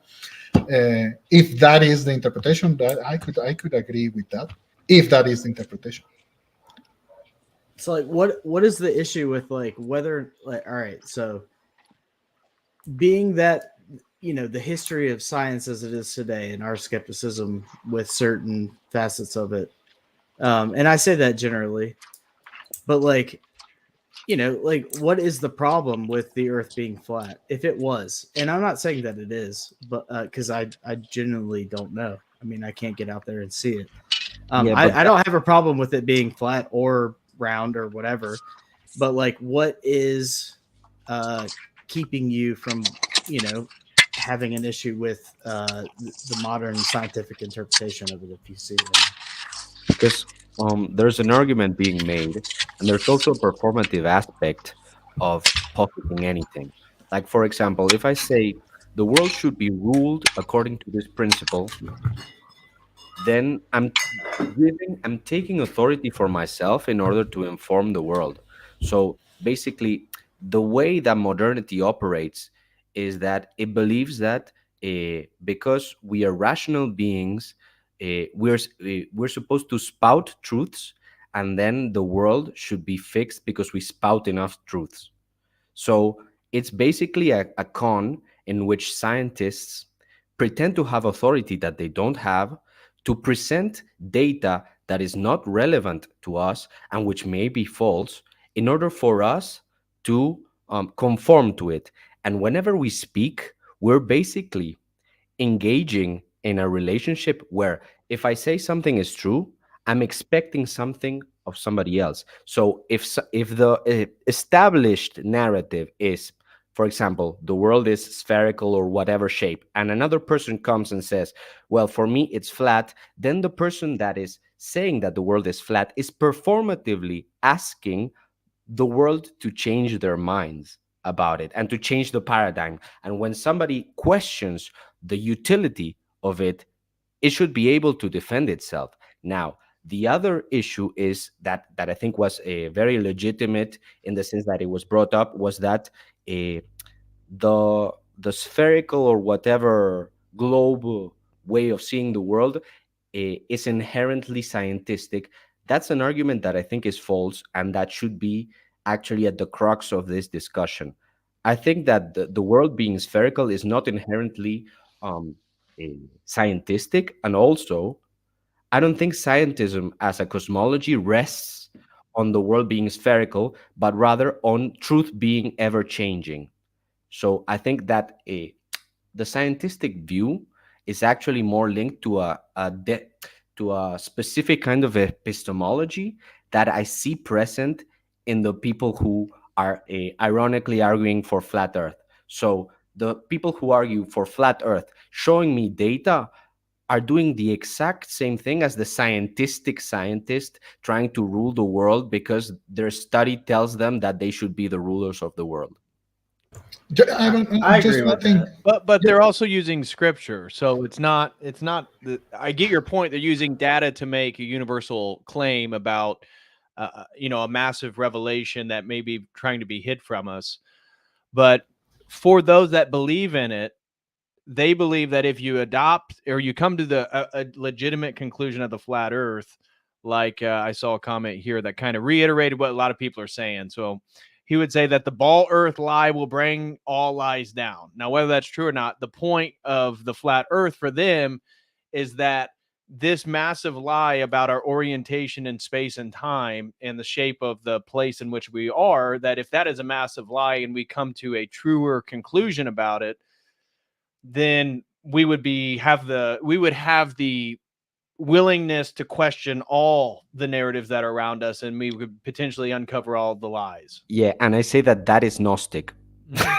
It can be. And also, well, go ahead, Logan. Okay, yeah, sorry. Just real quick, like, I thought that was kind of part of both your and Welly's points, like, way back a while ago, was kind of saying, oh, this is the biggest lie and this will change everything. And it's like, bringing Christianity, the church, and the pillar and foundation of truth to everybody is kind of the biggest thing. The biggest lie is that truth and morality is subjective, or that there is no triune God. But then we're kind of starting to cannibalize each other over the shape of the Earth that nobody can really prove definitively. Right. I just wanted to push back a little on the on what you said, on that it's not inherently the globe, it's not inherently scientific. Perhaps to most people it's just the default where they grew up, but basically all the foundations of how it came, if you take one position of how it's staged, how is the indoctrination and all that, it's pretty much a scientific fact that you have to know, and it's not that it's ontologically the same, but I don't know if the word is correctly used there, but it's pretty tied. I'm not saying it's inherently, but it's pretty tied with the scientific mind and the thing. I think that. Yeah, but we have to distinguish between science and scientism, and Agreed. we also have to start from the presupposition that science has no valid epistemology. So because Agreed. science rests on Agree on that. empiricism, so Yeah, if by itself, yeah. so in that sense, what I'm saying is it's not a defense of science, and it's actually an attack on scientism. But what I was trying to reply was to a super chat that was made earlier about the link between, let's say, a round Earth, or a fat Earth, as it's called, and the scientific worldview. I think if you claim that, if you're making that argument, you have to actually prove it. You cannot just simply like state your sociological interpretation of reality and expect other people to just go with it. You know, if they're related, then I want to see an argument for that is epistemologically sound. If it's just a statement, then it's impossible to corroborate, and I couldn't care less about it. Yeah, fair enough. Okay, there's two more super chats. The first one, Logan's directed at you, Ivan. This next one is also directed at you. Canuck Rider, thank you so much, brother, for your generous support today. Throws in another 250, and he says, Ivan, give us a reason why you think it's round. Why should I give you a reason? Right. I think there's a misconception that you're here to that you're making a positive claim about the globe-shaped Earth, and you're not. You're making an epistemological claim about knowledge itself. And for you diving into these rabbit holes, then you're asking, well, why should I dive into this rabbit hole versus this rabbit hole versus this rabbit hole? And that's your general argument, right? Yeah.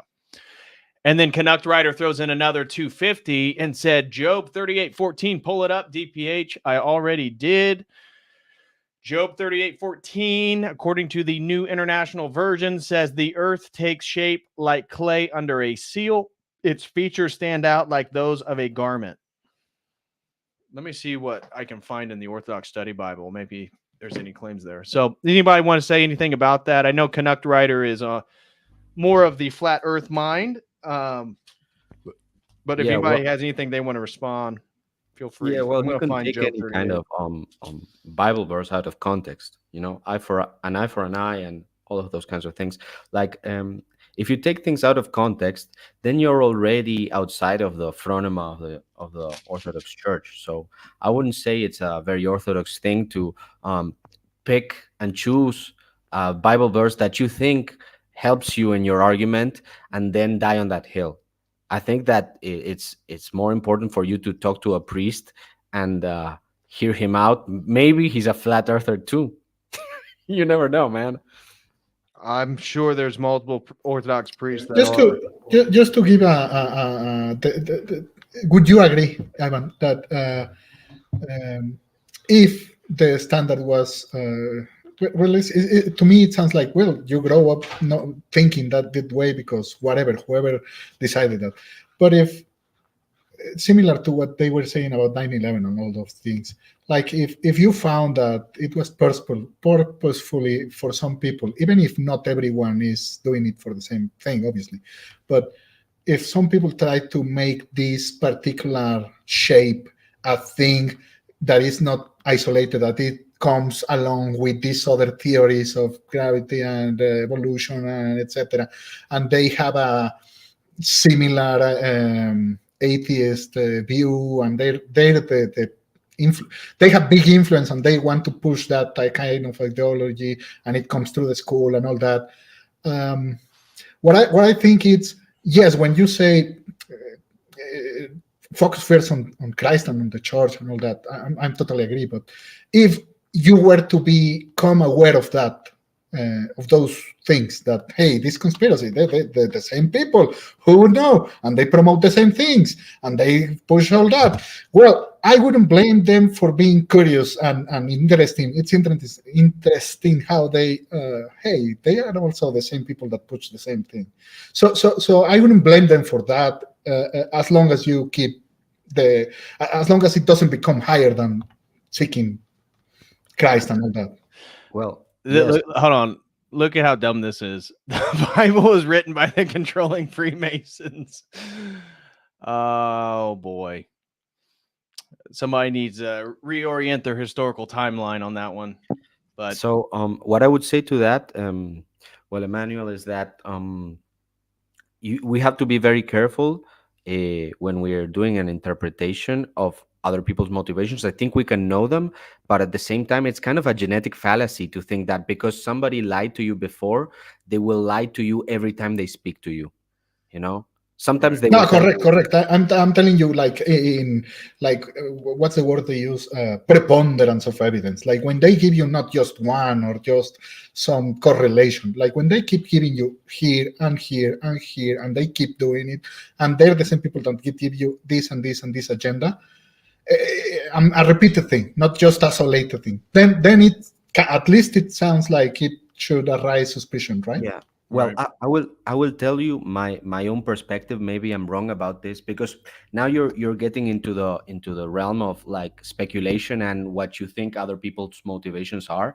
I think that it's kind of paranoid to think that in that way, and paranoid people are often right about stuff.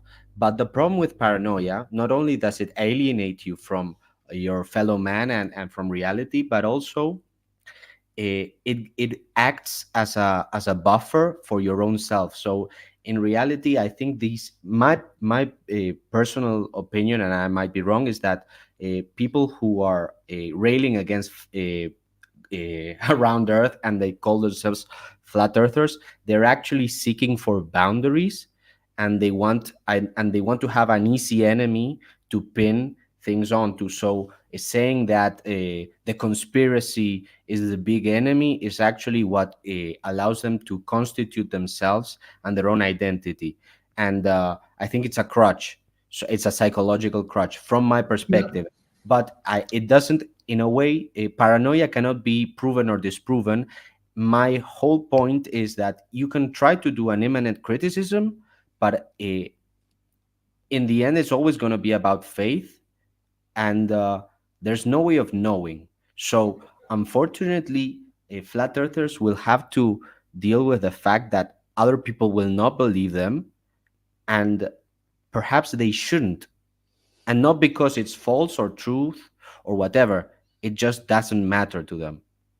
No, but just one thing. You said you cannot know them, but you cannot know their motives. But in another place, you said you can somehow know their motives. That's what I was referring to. Yes, When you take the because there is not a person there.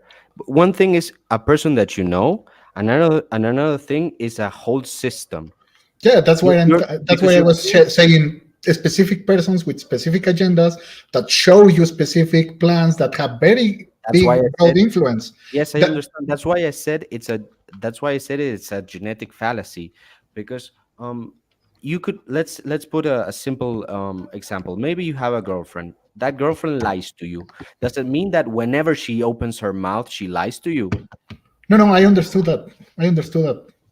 What I'm saying is It's that not the same. psychologically, I think that flat earthers are giving the system or whatever too much power.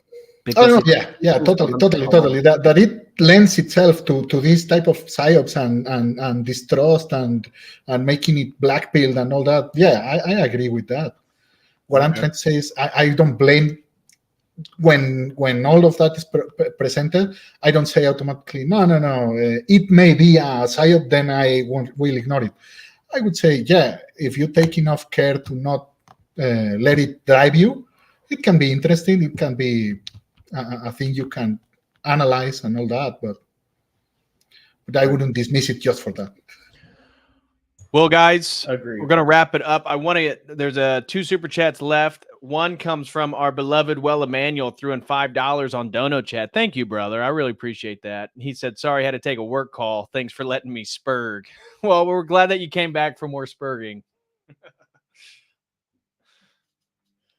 So thank you, brother, for that. And then over on Streamlabs, Peter P3 threw in $5, says, make a poll, Globe Earth, Flat Earth, or don't care, undecided. We did earlier, and Globe Earth won 61% to 39% to the Flat Earth, and we had 150 votes. So that was the results of the poll. But before we hop off, always want everybody to state anything that they want to say before hopping off here. So anybody want to say something? No, thanks for having me. I talked too much already. No, we appreciate you, brother. Thanks for hopping on. Always jump on if we're doing one of these open panels, man. Yeah, thanks for having me, DBH. Of course, brother. And I always appreciate you hopping on. You know that. So, and I appreciate the differences of opinions. That's what we wanted. Logan, Jeremiah, you guys got anything you want to say before hopping off? Feel free. Yeah, thanks, man, for allowing me to hop on here. I'll join in before, having like 12, 15 beers beforehand. And I appreciate you. And, you got to get them in before Lent. Yeah, man, I got to get that last pour in. But, love you guys. Love the conversation and appreciate what you do, man. Yep. Thank you, brother. Logan, you were the first and you were the last. Just how we like it. So just once again, hi everybody, I'm Logan. If y'all haven't seen me around, you'll probably see me in comment sections or on several Discords just around the community. I wanted to shout out the Nubwave server with Alexander Brody, young old boy, and a few other people. I'm sure he has the link if anybody wants to join it. It's like a big tent server for like all the different Orthosphere communities. Young old boy, you can leave that link in a comment once we hop off here underneath the video, then people can join if they want. Yeah, just thought I'd shout that out for him. But thank you very much for having me on and letting me prattle the bit that I did. Much love and God bless. Well, God bless you, brother, and thanks for all the support. We appreciate you in the community, and glory to God in regards to your catechism and your entry into the church. So really appreciate you, man, and wish you and the family nothing but the best. Thank you much. All right. God bless, bro. All right, guys, that is going to do it for today's stream. Looks like we had a wide variety of opinions. Very interesting. And it was a lively discussion, so I'm sure many people enjoyed it. I just want to give a special thank you to all the supporters today. Thank you guys for being here. Thank you for your support. Thank you for the super chats. Thank you for liking the stream and just being part of the live chat. So wherever you fell on the topic, I just want to say we appreciate you guys for being here and thank you for all your support. And I will be back with another sponsored stream. We'll be looking at the history of the Celts and some of the contemporary history of the Irish and the Welsh and even some of the Scottish people. So I will see you all. Hopefully that will be Friday evening. So I hope to see you all then.